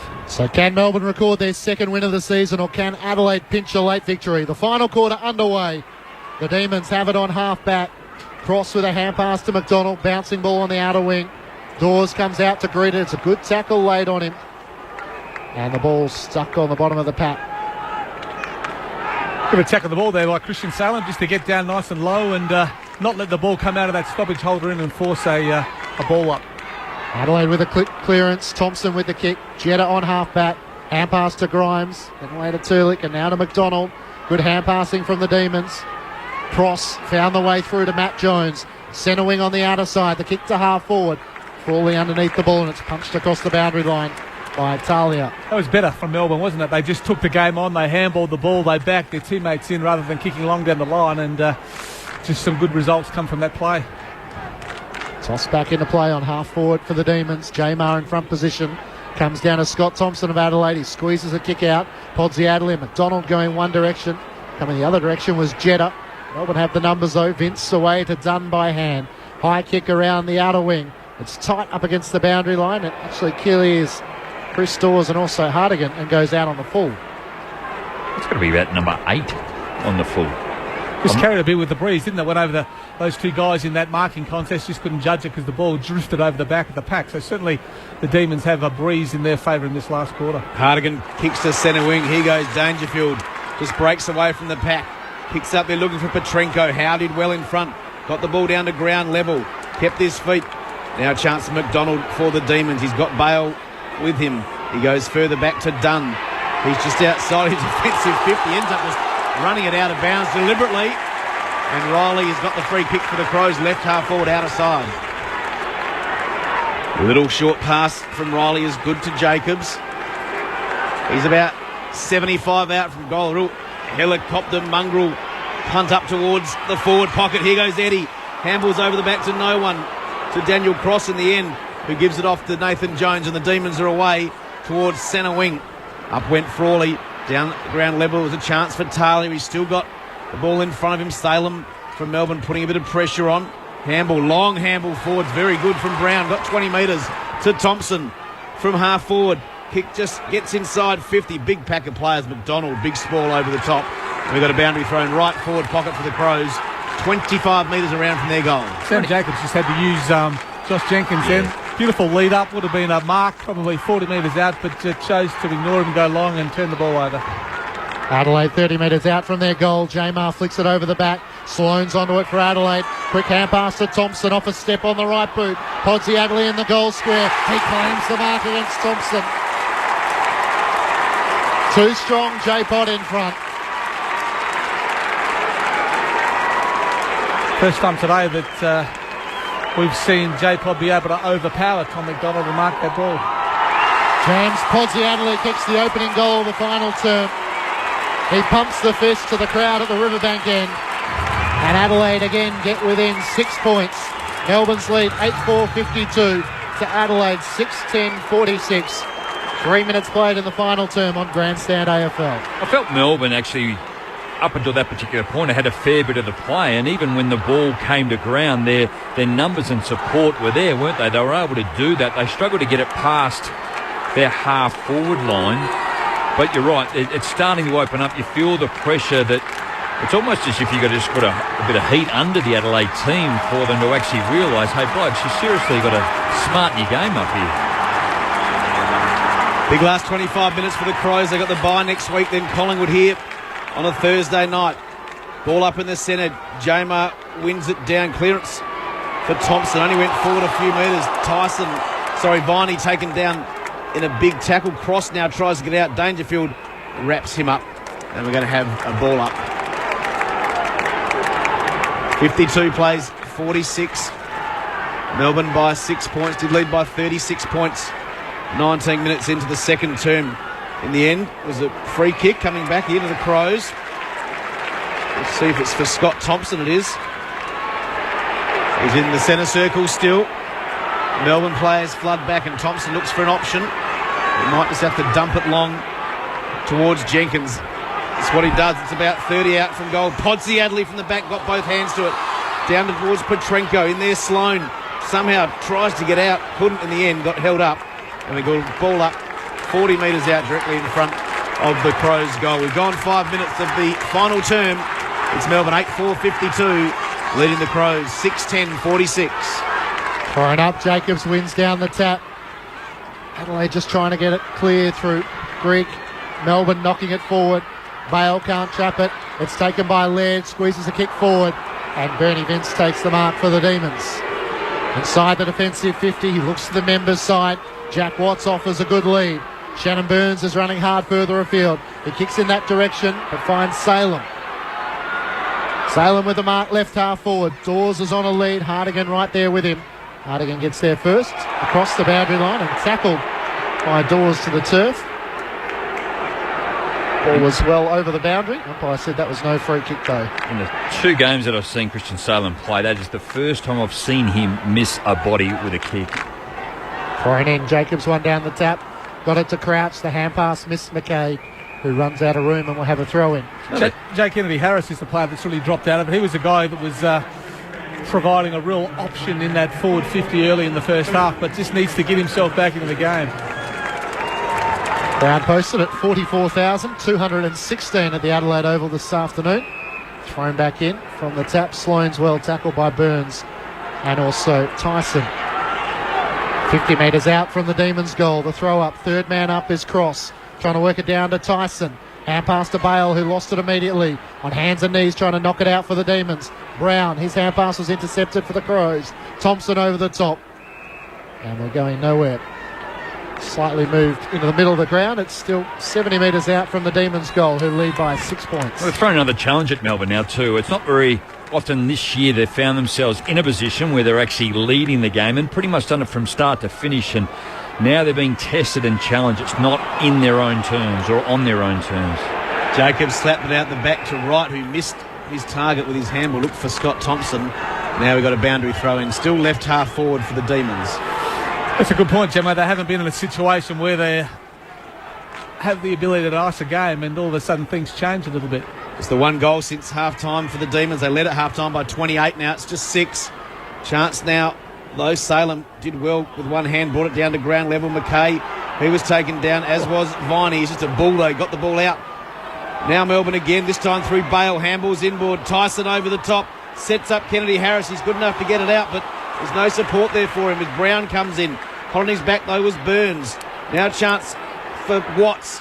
Watts in the forward pocket, hooks it back towards the goal square. Talia does well, punches it towards the behind post and it spills out of play. Left forward pocket, under a lot of pressure there, the Crows.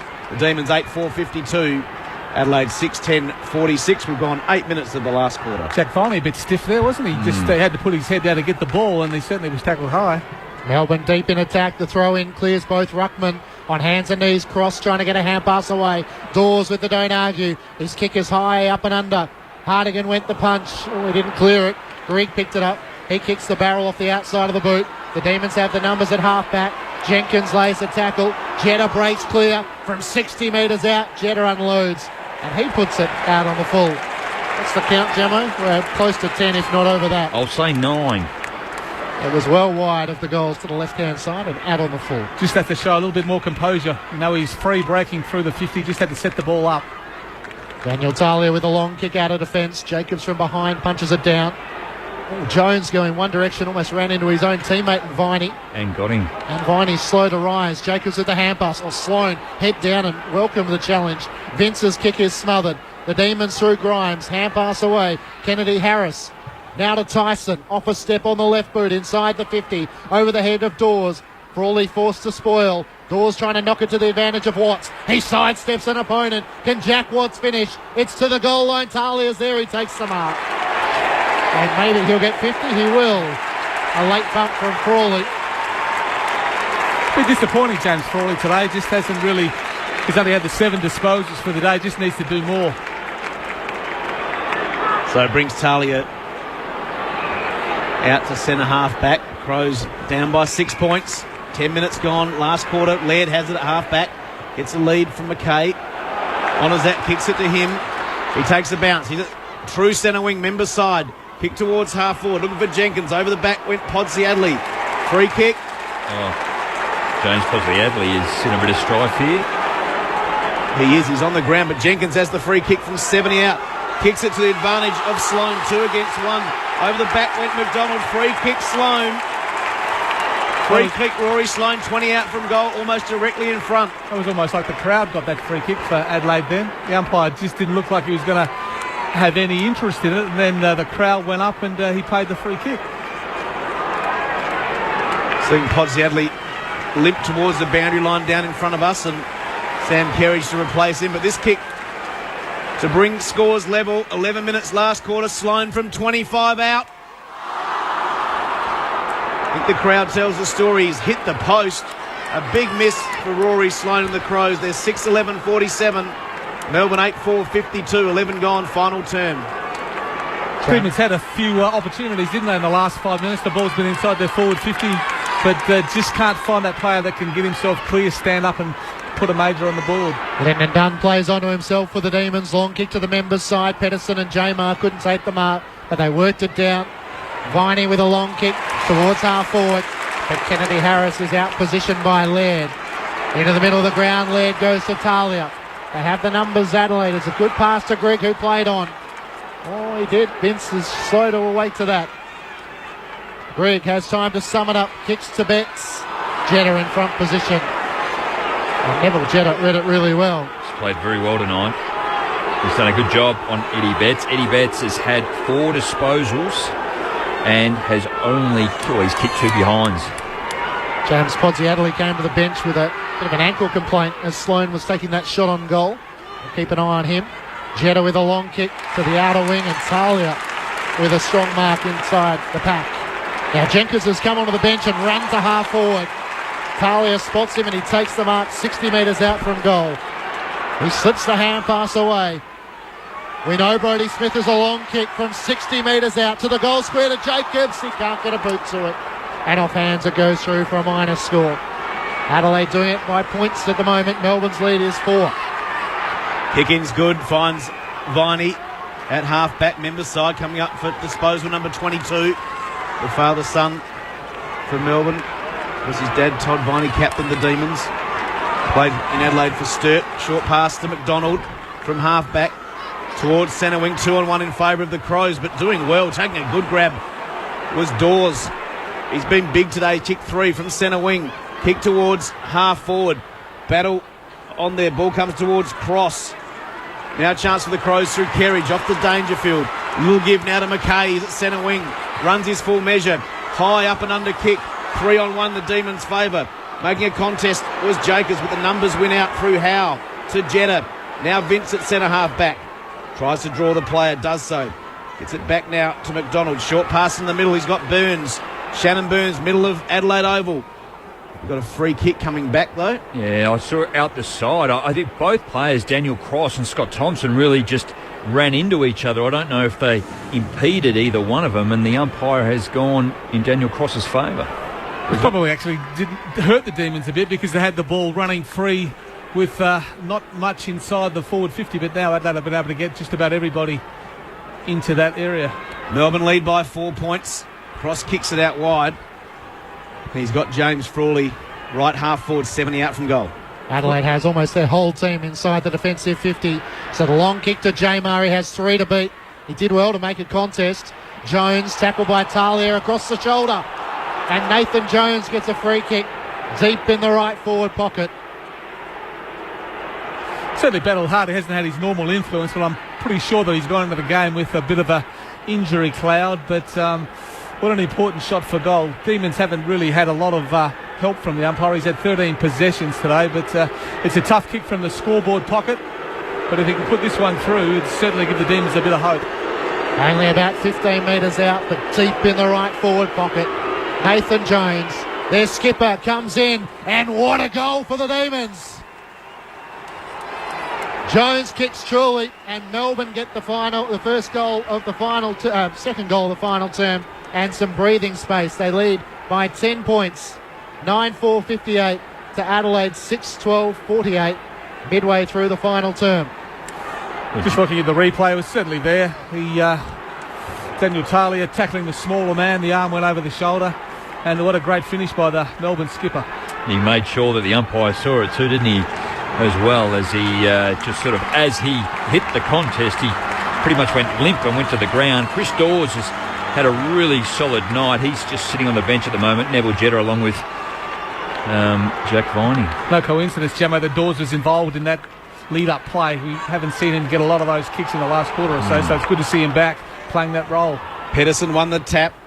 Tyson got it out to Bale. High up and under kick towards half forward. Frawley in front. Couldn't take the mark. Riley went to ground. In there goes Salem also. In there is Burns. Burns picks it up. Handballs to Vince. Vince at right half forward. Wanted to get onto his right, but ended up kicking on the left inside 50, looking for Dunn. Now Crouch for the Crows. Back to Hardigan from half back. Just slams it on the boot. Looking out there for Kerridge. It comes off hands. It's still in. Kept in nicely there by Brodie Smith. Off he goes. He's quick. Takes the second bounce. Takes the third bounce. He's running up towards half forward, a fourth bounce. Is he going to go the fifth? No, he handballs forward. Not a great handball. Still a chance, though, for Sloane. On forward, 50. Ducks the head, gets the handball back. Smith followed up.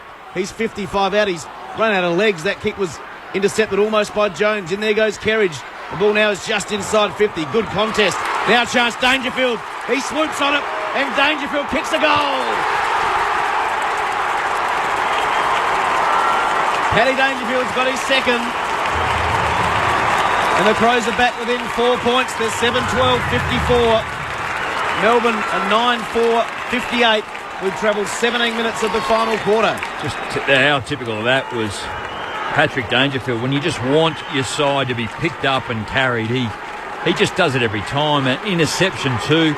Picks up, breaks through 2 or 3 players under pressure, flat out, and finishes truly too. And just that contest out the other side, 7.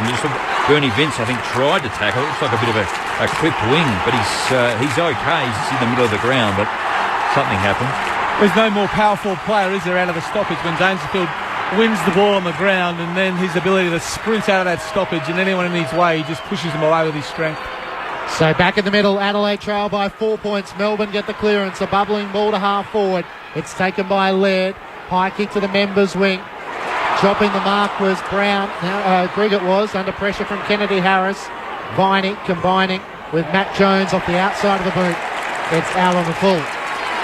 Just to make matters worse for Demons supporters as well, Steve, that ball on the outer side was well and truly out from Brodie Smith. So the boundary umpire not in the position to see that. Kick into the middle of the ground. Almost a chance. Kennedy Harris did well. It comes to Tyson. Now the hand pass from Howe. Fumbled by Turlick.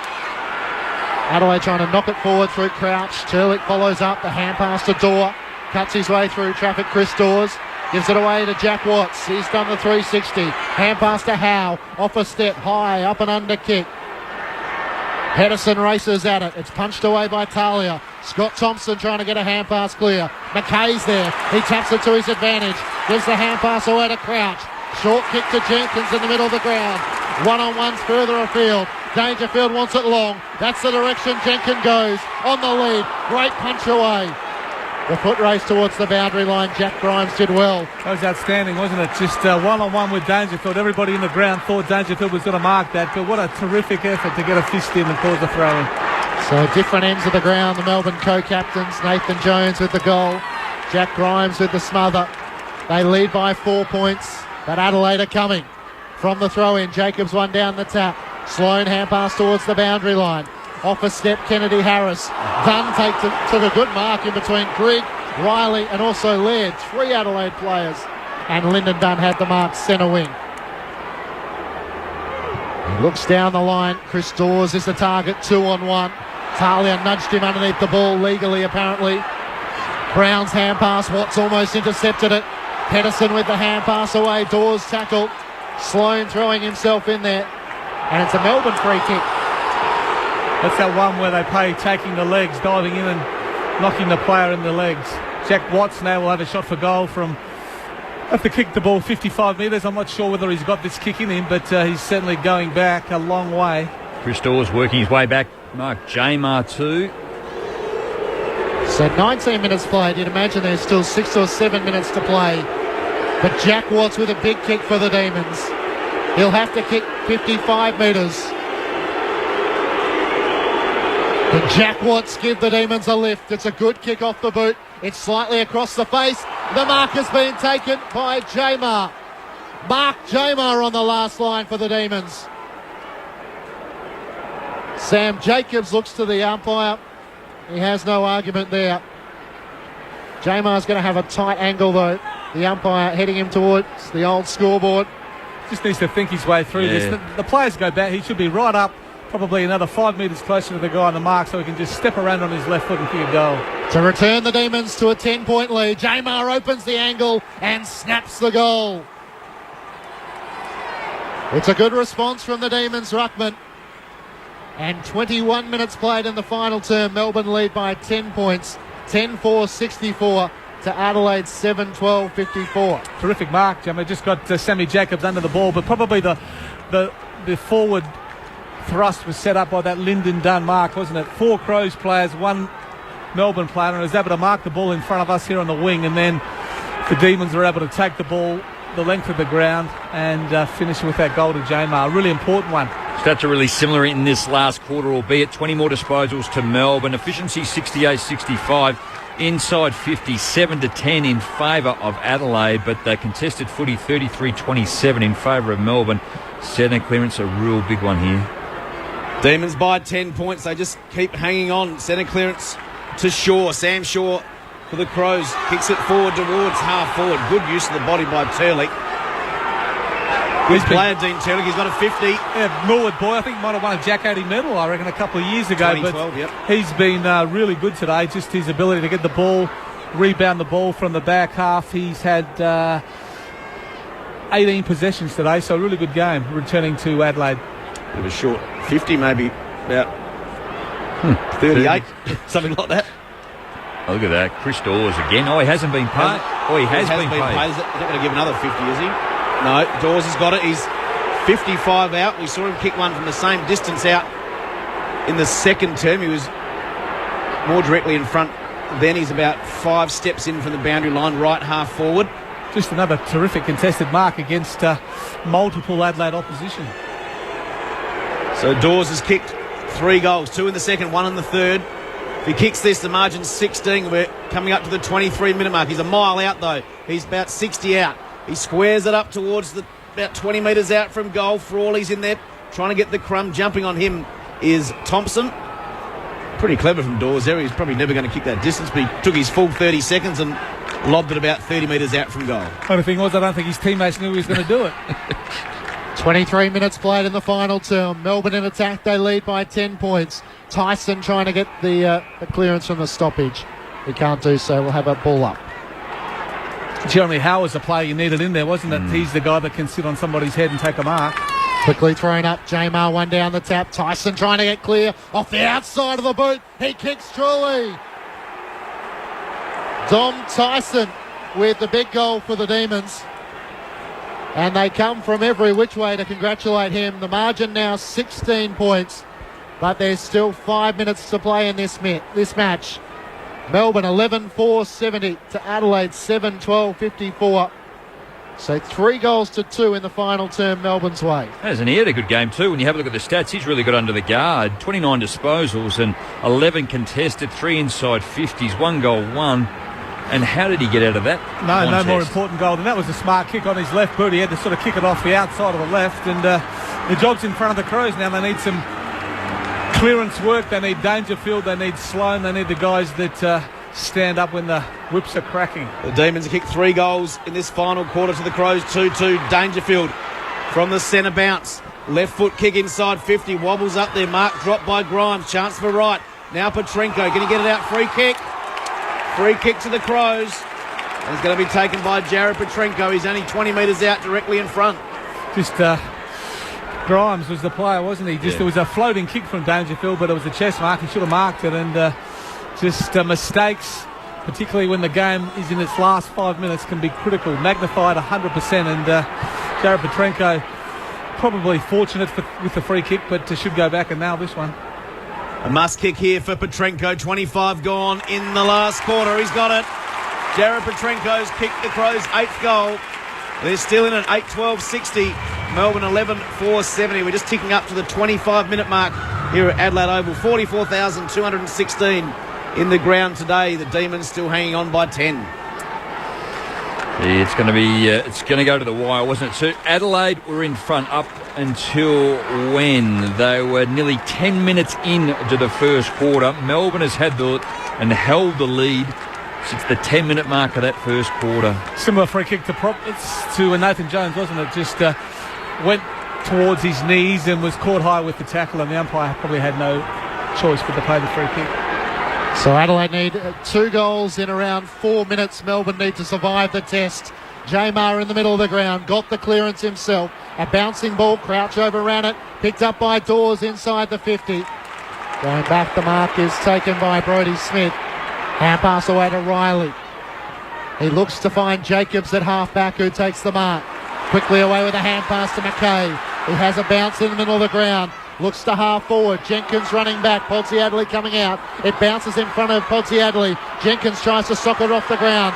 Knocked on forward by Betts. It comes to Petrenko. Away to Podsiadly. Off the left boot. He can't curl it enough. It misses to the near side. And a minor score. Melbourne by 9. Just thought if he just should have had to take him on, didn't he, then, in that particular point? He wanted to use his left. He struggles a little bit on his right and just hooked it just a 2 over his right shoulder. 26 minutes played in the final term. Vince with a long kick in to the members' side. Hardigan and Jacobs punch it forward. Laird hard at the footy. Runs into Turlich. They throw each other to the turf. And we'll have a ball up 55 metres out from Adelaide's goal, but the clock continues to tick. Jacobs and Jamar, neither ruckman get clean purchase. Jacobs hacks it forward with a kick. Podsiadly and Jenkins, where's the crummer? No one's there. It's taken by Jetta. A bounce and then a hand pass to Grimes. In the back pocket, the Melbourne co-captain has it. He'll kick to space on the outer side. Dawes comes out to take a good mark. He's played one hell of a game tonight. Chris Dawes for the Demons. He looks further afield. Dunn is his target. One-on-one with Hardigan. It clears those 2 players. Dunn leads in the foot race back. It goes across the boundary line. Melbourne won't mind that. Good clearance, wasn't it? They were able to switch the play, get it to the open side, and just a great kick by Grimes just to hit his target 50 metres away. Dawes took up a little bit of time, and then a throw in the forward 54 of the Demons. Toss back in. Melbourne 50 metres out from goal. Sloane trying to break through. He was tackled too high by Vince. And will take a free kick on left half back. There's 3 minutes to play in this match, so Adelaide need to race the clock. The hand pass away to Betts, who almost runs out of room. The hand pass in the middle of the ground for Grigg. Sidesteps an opponent on the left boot, kicks to half forward. Right, should take the mark. No, he dropped it. The pressure came from both sides. The hand pass back to Dangerfield. Fends off an opponent, just gets the kick away to 30 metres out from goal. A juggling effort by Kerridge, well tackled by Jones. And the umpire will ball it up 30 metres out from the Adelaide goal. The Demons by 9 points. Look at the players. There's hardly anybody out. 4 or 5 players outside the Crows 50, so it's going to be hard to get a clean possession in here. From the ball up, it comes to Kennedy Harris, who throws it on the boot. It'll bounce inside the boundary line and pitch out. Probably the bounce saved it being deliberate. Going to be a brave umpire to call that. He only just wanted to get it up the line, didn't he, too? Yeah. I think the bounce may have saved him as it bounced inside rather than straight out. 70 metres out from the Crows' goal. It's the Demons by 9 points. Tapped down by Pedersen to Vince, who kicks around the boundary line. Dawes trying to tap it towards that side, but Riley's there for the Crows. They need to move it swiftly.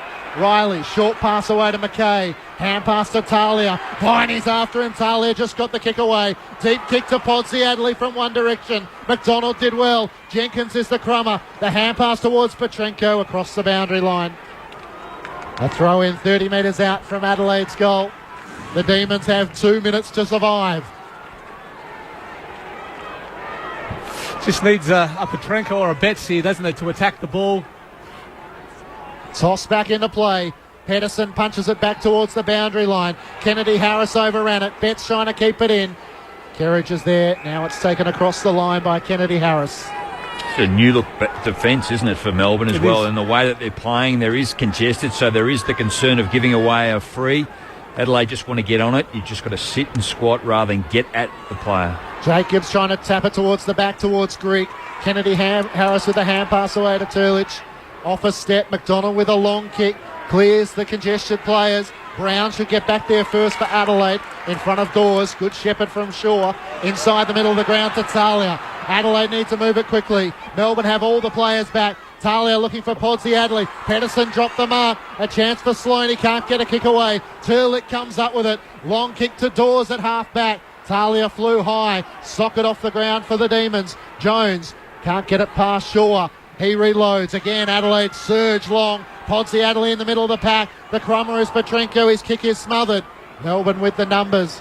Off a step. Matt Jones searching for the boundary line. It bounces on its point. Hartigan traps it 70 metres out. He blazes away and it's out of bounds on the full to the near side. And maybe that's enough for the Demons. 9 points their lead. Inside 50s, 18 to Adelaide, 9 to Melbourne. Adelaide are really just bombing away and hoping someone's going to take a catch. For our listeners, 38 seconds left on the clock. Frawley kicks long down the line, but he's kicked it out on the full. Kerridge to take the free kick. 60 metres out. He pumps it long to the hot spot. Podsiadly the target. Punched away by the Demons defence. Pods is the crummer. He snaps the goal. James Podsiadly able to kick his second. And Melbourne's lead is 3 points with under 30 seconds to play. 22 in fact. The clock stopped on 22 seconds, so it's all about a centre clearance and getting the ball forward. If I've been involved in a game where there's been 12 out on the full, again, it's just like hitting a squash board, isn't it? Everyone goes for that bottom right-hand corner of the line. You've got a bit more to actually play with. As tight as the game is, you've got to go down the line. I get that, but how many times it's gone across? And that's really, at this particular point of the game, has cost Melbourne to put themselves in this predicament when they had to get 2 goals Adelaide to win. Now, absolute clearance work here, just so vital. 11-9, the clearance is Melbourne's way. Jacobs nudges it forward. Vince with a long kick. The clock counts down. If it goes out of play, that's probably a good result for Adelaide. But there is 15 seconds on the clock, so it has to be end-to-end footy. 13 seconds we've got, so it's just a matter of a clearance, a long kick, a mark, and is there hope? Throw in on half forward for Melbourne. Jacobs swats it over the back. It's taken by Bale. The Demons will win. Bale kicks into the 50. Riley's the only player there. The clock kicks down. Paul Roos will record his second win for the Demons. And there it is. They had to do it the hard way. They led by 36 points in the second quarter. But the Crows rallied home and got within a kick before Melbourne answered to win by 3 points.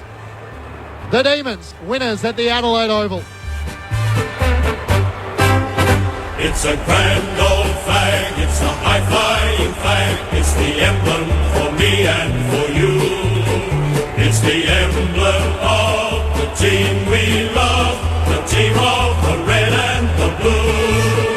Every heart beats true for the red and the blue, and we sing this song to you. Should all acquaintance be forgot, keep your eye on the red and the blue. The Demons led at every break by 17 points at quarter time, 28 points at half time, 12 points at three-quarter time before running out 3-point winners. 3 goals to Chris Stores, individuals to Nathan Jones, Christian Salem, Watts, Tyson, Kennedy Harris and Bale, while for the Crows, 2 to Podsy Adley and Josh Jenkins, Dangerfield with 2, individuals to Thompson, Petrenko and Crouch. The Demons with their second win of the season, prevailing over Adelaide by 3 points. It's a grand old flag, it's a high-flying flag, it's the emblem for me and for you. It's the emblem of the team we love, the team of the red and the blue. Every heart beats true for the red and the blue, and we sing this song to you. Should all acquaintance be forgot, keep your eye on the red and the blue. Adelaide kicked 4 goals, 3 in the final term to the Demons, 3 straight, but in front of 44,216 fans at the Adelaide Oval. Melbourne with a significant victory to sell hope and belief to their supporters. It's a significant victory right to Melbourne. It's also a significant loss to Adelaide. After losing the first 3, they were able to win the next 3 against sides that we all thought they would win, and I'm sure they were looking forward to going into the bye 4 wins, 3 losses, but just unforgivable to come into a game and play the way they did, with a real lack of intensity in that first half. And full credit to Melbourne, we won't take anything away from them. They played some really skillful attacking football, and I think they surprised Adelaide, but we always knew the Crows would come back, and probably since half time the Crows were able to kick 7-9 and the Demons kicked 4-2, so probably poor kicking at the end of the day may have cost Adelaide, but you've got to give full credit to Melbourne. They took the lead early in the game and weren't headed from that point on. So for Paul Roos, we should be very proud of his young side to come in here against a side that we all thought this season was going to go places, and to get a win was a terrific effort. That's just close to probably their complete game plan that they want to play, isn't it, too? They probably would have liked to have kicked more goals, but ultimately they've ended up winning the match. But they've restricted a really good side, only allowed them 9 goals, 2 rush behinds, 9-13. So again, the way that they finish Adelaide, that is in front of goal, has really hurt them. Where you go the other way, 1 rush behind, so 11-3 in front of goals for Melbourne. They did it really well. Chris Dawes was just, for me, the standout player for Melbourne. Just the way that he presented himself in that third quarter, spent a lot of time deep, and that's where I felt that maybe Adelaide got a little bit more into the game, particularly around the ground, but they just weren't able to get it to their key forward. But I think he was certainly instrumental tonight with the target and the way he presented, and ultimately 3 goals. Well, he was probably the player that dropped out of the game a little bit in the third quarter, but to his credit, he was able to reload in that final quarter and took a couple of really important marks and kicked some clutch goals, particularly that one just before 3-quarter time, where he was able to push the Demons out to a 12-point lead. And you can just imagine when they get Hogan up and running, and Clark's the other one that's is having those issues, but they'd have a pretty potent attack if they could have those 3 big guys up there. We know some of those injury problems with Mitch Clark leaving the club, and you mentioned Jesse Hogan. So for Paul Roos as a coaching mechanism to sell belief and hope in the game plan he's trying to instill, how big is a win like this, Steve, for Melbourne at the Adelaide Oval, which we've seen Port turn it into a fortress? Adelaide haven't quite done that as yet. Oh, it's a huge win, and particularly he's thrown the side around. Jeremy Howe, we would have thought when those 2 key forwards weren't playing, that Howe would have to play up forward, but he's pushed him back, and Howe was significant tonight. Just his ability to read the play and intercept mark was really important. And Frawley's the other one that's gone from defence into attack. I'm not sure that he had much of an influence on today's game, but he does take a tall defender to play on him, and I thought that the Crows were able to pretty much nullify him out of the game. But it was just a great win. You know, some of the smaller players, the younger players, Viney, just his attack on the ball and never give up attitude was so instrumental. Bernie Vince returning to his home ground. I thought Bernie's game, just his use of the football, and he was able to pick up 26 possessions, 11 of them contested, 2 tackles, kicked a goal as well. So, no, he didn't, sorry, but he had a significant game as well. So he'd certainly be a very pleased player, Jamo. Oh, I would have thought Jay Kennedy-Harris too was another standout, wasn't he? Just how lively he was. I thought Neville Jetta was very good in defence too. And on bets, he shut him down, didn't he? Just giving praise to Melbourne in their defence and the way that they worked it. I thought at times put themselves under more pressure by, I guess, playing so much and so close to the line where the footy would then come back in just as quickly as they were trying to get it out of defence. But the way that they did, Adelaide rely heavily on Brodie Smith, isn't it? He's run and carry. David McKay, we were able to see that in the third quarter and a bit in the last quarter. But the real change from their first half type football to their second half, when they were put to the sword and they had to move it on quickly, they had to get going. I think to your point, Stephen, that last week against the Western Bulldogs they were slow to start, and again tonight they were slow to start, and only 1 goal to 4. And when you look back again over the first 6 rounds to this particular point, Adelaide's second quarter, they've averaged 31 points. 5 goals in the second quarter, and Melbourne, in the manner they were able to restrict them again to only 1 goal 3 in that second quarter. So look, I thought Melbourne did so many things really well. But I thought at half-time Adelaide was so poor and they had so much improvement in them, but they certainly didn't get to the level that anywhere near the supporters or Brenton Sanderson would have liked. We'll elaborate on Adelaide shortly, but let's enjoy it with the winners. Melbourne by 3 points, down to Anthony Tucker. Yes, Clinchy, Chris Dawes led them in. Right behind him, Nathan Jones. You hear the boys saying, "Where's Salem? Where's Salem?" As in Chris Salem, his first win for the Demons. He's already covered in sports drink. But he's about to get into the middle. It's going to be a big song for you. The cameraman getting pushed out the way. So here we go. Great song, this one.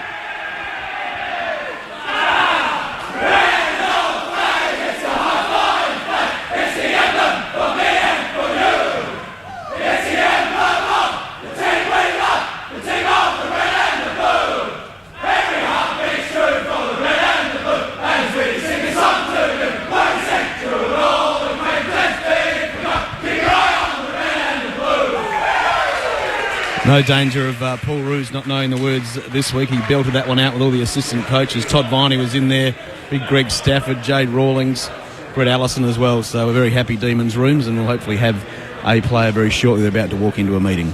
Anthony Tucker down in the Melbourne rooms after the Demons defeated Carlton by 23 points in round 4. In round 7, they get their second victory of the season. Just a word on Adelaide, Jamo, given that they'd won 3 games in a row in the lead-up to this match, but I'm sure Brenton Sanderson will look at their slow starts again this week and think that for the second week they've kicked 1 goal to 4 against the opposition, and it's cost them come the final siren. And even 2 to half time, you just can't win games when you're only going to kick that amount. The inside 50 is a concern. The marking ability or the marking or lack of it is of concern. Inside 50s for tonight, Melbourne 41, Adelaide 63. They have smashed it in the third quarter and the last quarter, and they still weren't able to get to the position to win a game. And so how it's getting in there, one, I need to have a look at the personnel that I have in there and why aren't we winning it? Is the efficiency in? Once we get it in, we're not even scoring and our efficiency on goal is very poor.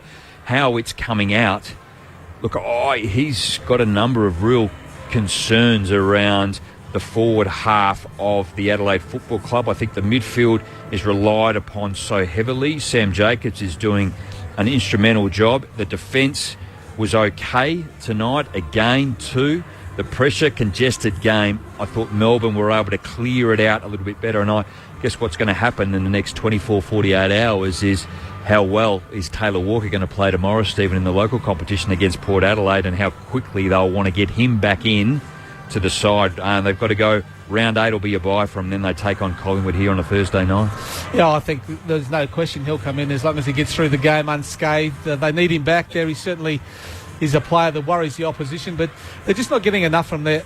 They're quite happy to kick the ball long and strong inside their forward 50, so to a contest, but they're getting nothing out of Betts, and Petrenko really is crumbing forwards. I mentioned it during the call, Josh Jenkins is the one that seems to crumb and kick those goals that you would expect. Betts and Petrenko, they put some forward pressure on, I understand that, but you still need to do more. You're there to kick goals as a small forward. Petrenko got one today. Eddie Betts didn't get any, and that's just not good enough, particularly if Adelaide are going to continue to kick the ball in long, provide a contest from Podsiadly, Jenkins, bring the ball to ground. They have to have some goals. Wright's another one that's not scoring when he is resting up forward. So there just has to be something a little bit, or a few more tricks when Adelaide go forward. Otherwise, that one-dimensional forward play is not going to be good enough. We knew Paul Roos's tactics would be to get some numbers around the ball and to get numbers behind the ball. And you've got to say that Adelaide didn't handle that all that well, to be fair. Their kicking disposals was down. Their efficiency to move the ball from half back to half forward was one of the clear areas which let them down. That's what really stood out, didn't it? It was back to against Port Adelaide and Sydney. They were able to hold them up, and Adelaide were just going across the ground, but not across the ground to get that switch to a free player. They'd go across, and then they were forced to come back again. And until they can solve that, which they started to do a bit better in the second half, when David McKay was able to break the lines, they were able to release him with a handball, and his run is so important to Adelaide, and they just have to get a few more players. Brodie Smith, a couple of others that can come off that half-back line. Griggs, another one that can play that role and just use the ball a little bit better coming through the midfield into their forward 50. Well, I think the question will be raised around their execution again and their disposal. You've got Hartigan and Brodie Smith in the second quarter that came inside far too early and really shallow, and that kick needs to either come inside but come to centre half back and be there at that point. So you're going to be 55, 60 out as opposed to the one that's 30 or 40 out. And on both occasions, certainly Melbourne were able to turn it over and go back over their head. And then there's the turnovers at the back half. So the movement, we know Adelaide can do it. Port Adelaide are doing it unbelievably well at the moment, the way they are getting it on. And when you have a look at the top four sides, they cut you up. And looking last night as well, I thought Collingwood were able to do it and restrict Carlton, and Carlton couldn't penetrate their half-forward line as well. They just couldn't get it past. So I think Adelaide have got some serious... It's got to be around, yes, ball movement and ball speed, but certainly the support and leg speed of Adelaide is of concern through their half-back line. Our national audience leaving us in about 90 seconds' time. Who has the votes tonight? In terms of the numbers, just while you think of that, Jamo, for the Demons, Tyson finished with 29, Vince 26, Kenny Harris 25, Jeremy Howe and Jack Viney with 23. For Adelaide, Brodie Smith with 30, 29 for Scott Thompson, 25 for Dangerfield, and 22 for McKay and Rory Laird. Enough time? Yeah, well, it's going to have to be, isn't it, too, at the moment? I'm going to say I'm going to give one vote to Jay Kennedy Harris. I thought his impact on the game, particularly early, faded out a little bit, but he was lively. I'm actually going to give 2 votes to... I'm going to go Neville Jetta for his job that he did on a match winner, actually, and Eddie Betts. And I'm actually going to give the 3 votes. I thought it sort of stuck into my guard a little bit, but I'm going to go Dom Tyson with his game tonight. No.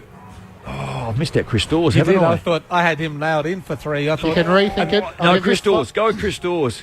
Do you want to change it? You can change him. Oh, no. I'll go with Chris Dawes. He was good, wasn't he? He was. Yeah, he was probably the difference at the end of the day. Kicked 3 goals.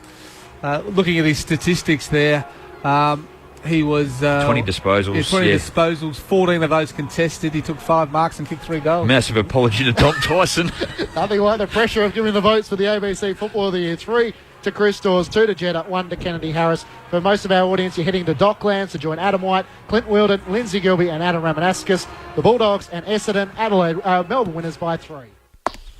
Hey, going somewhere? Oh, hello, ABC radio app. I'm catching the bus. Want to come? Yeah. What do you want to listen to? How about some music? What do you feel like today? Classic? Jazz? Unearthed? Country? Dig music? Triple J? Dig music, please. Let's go.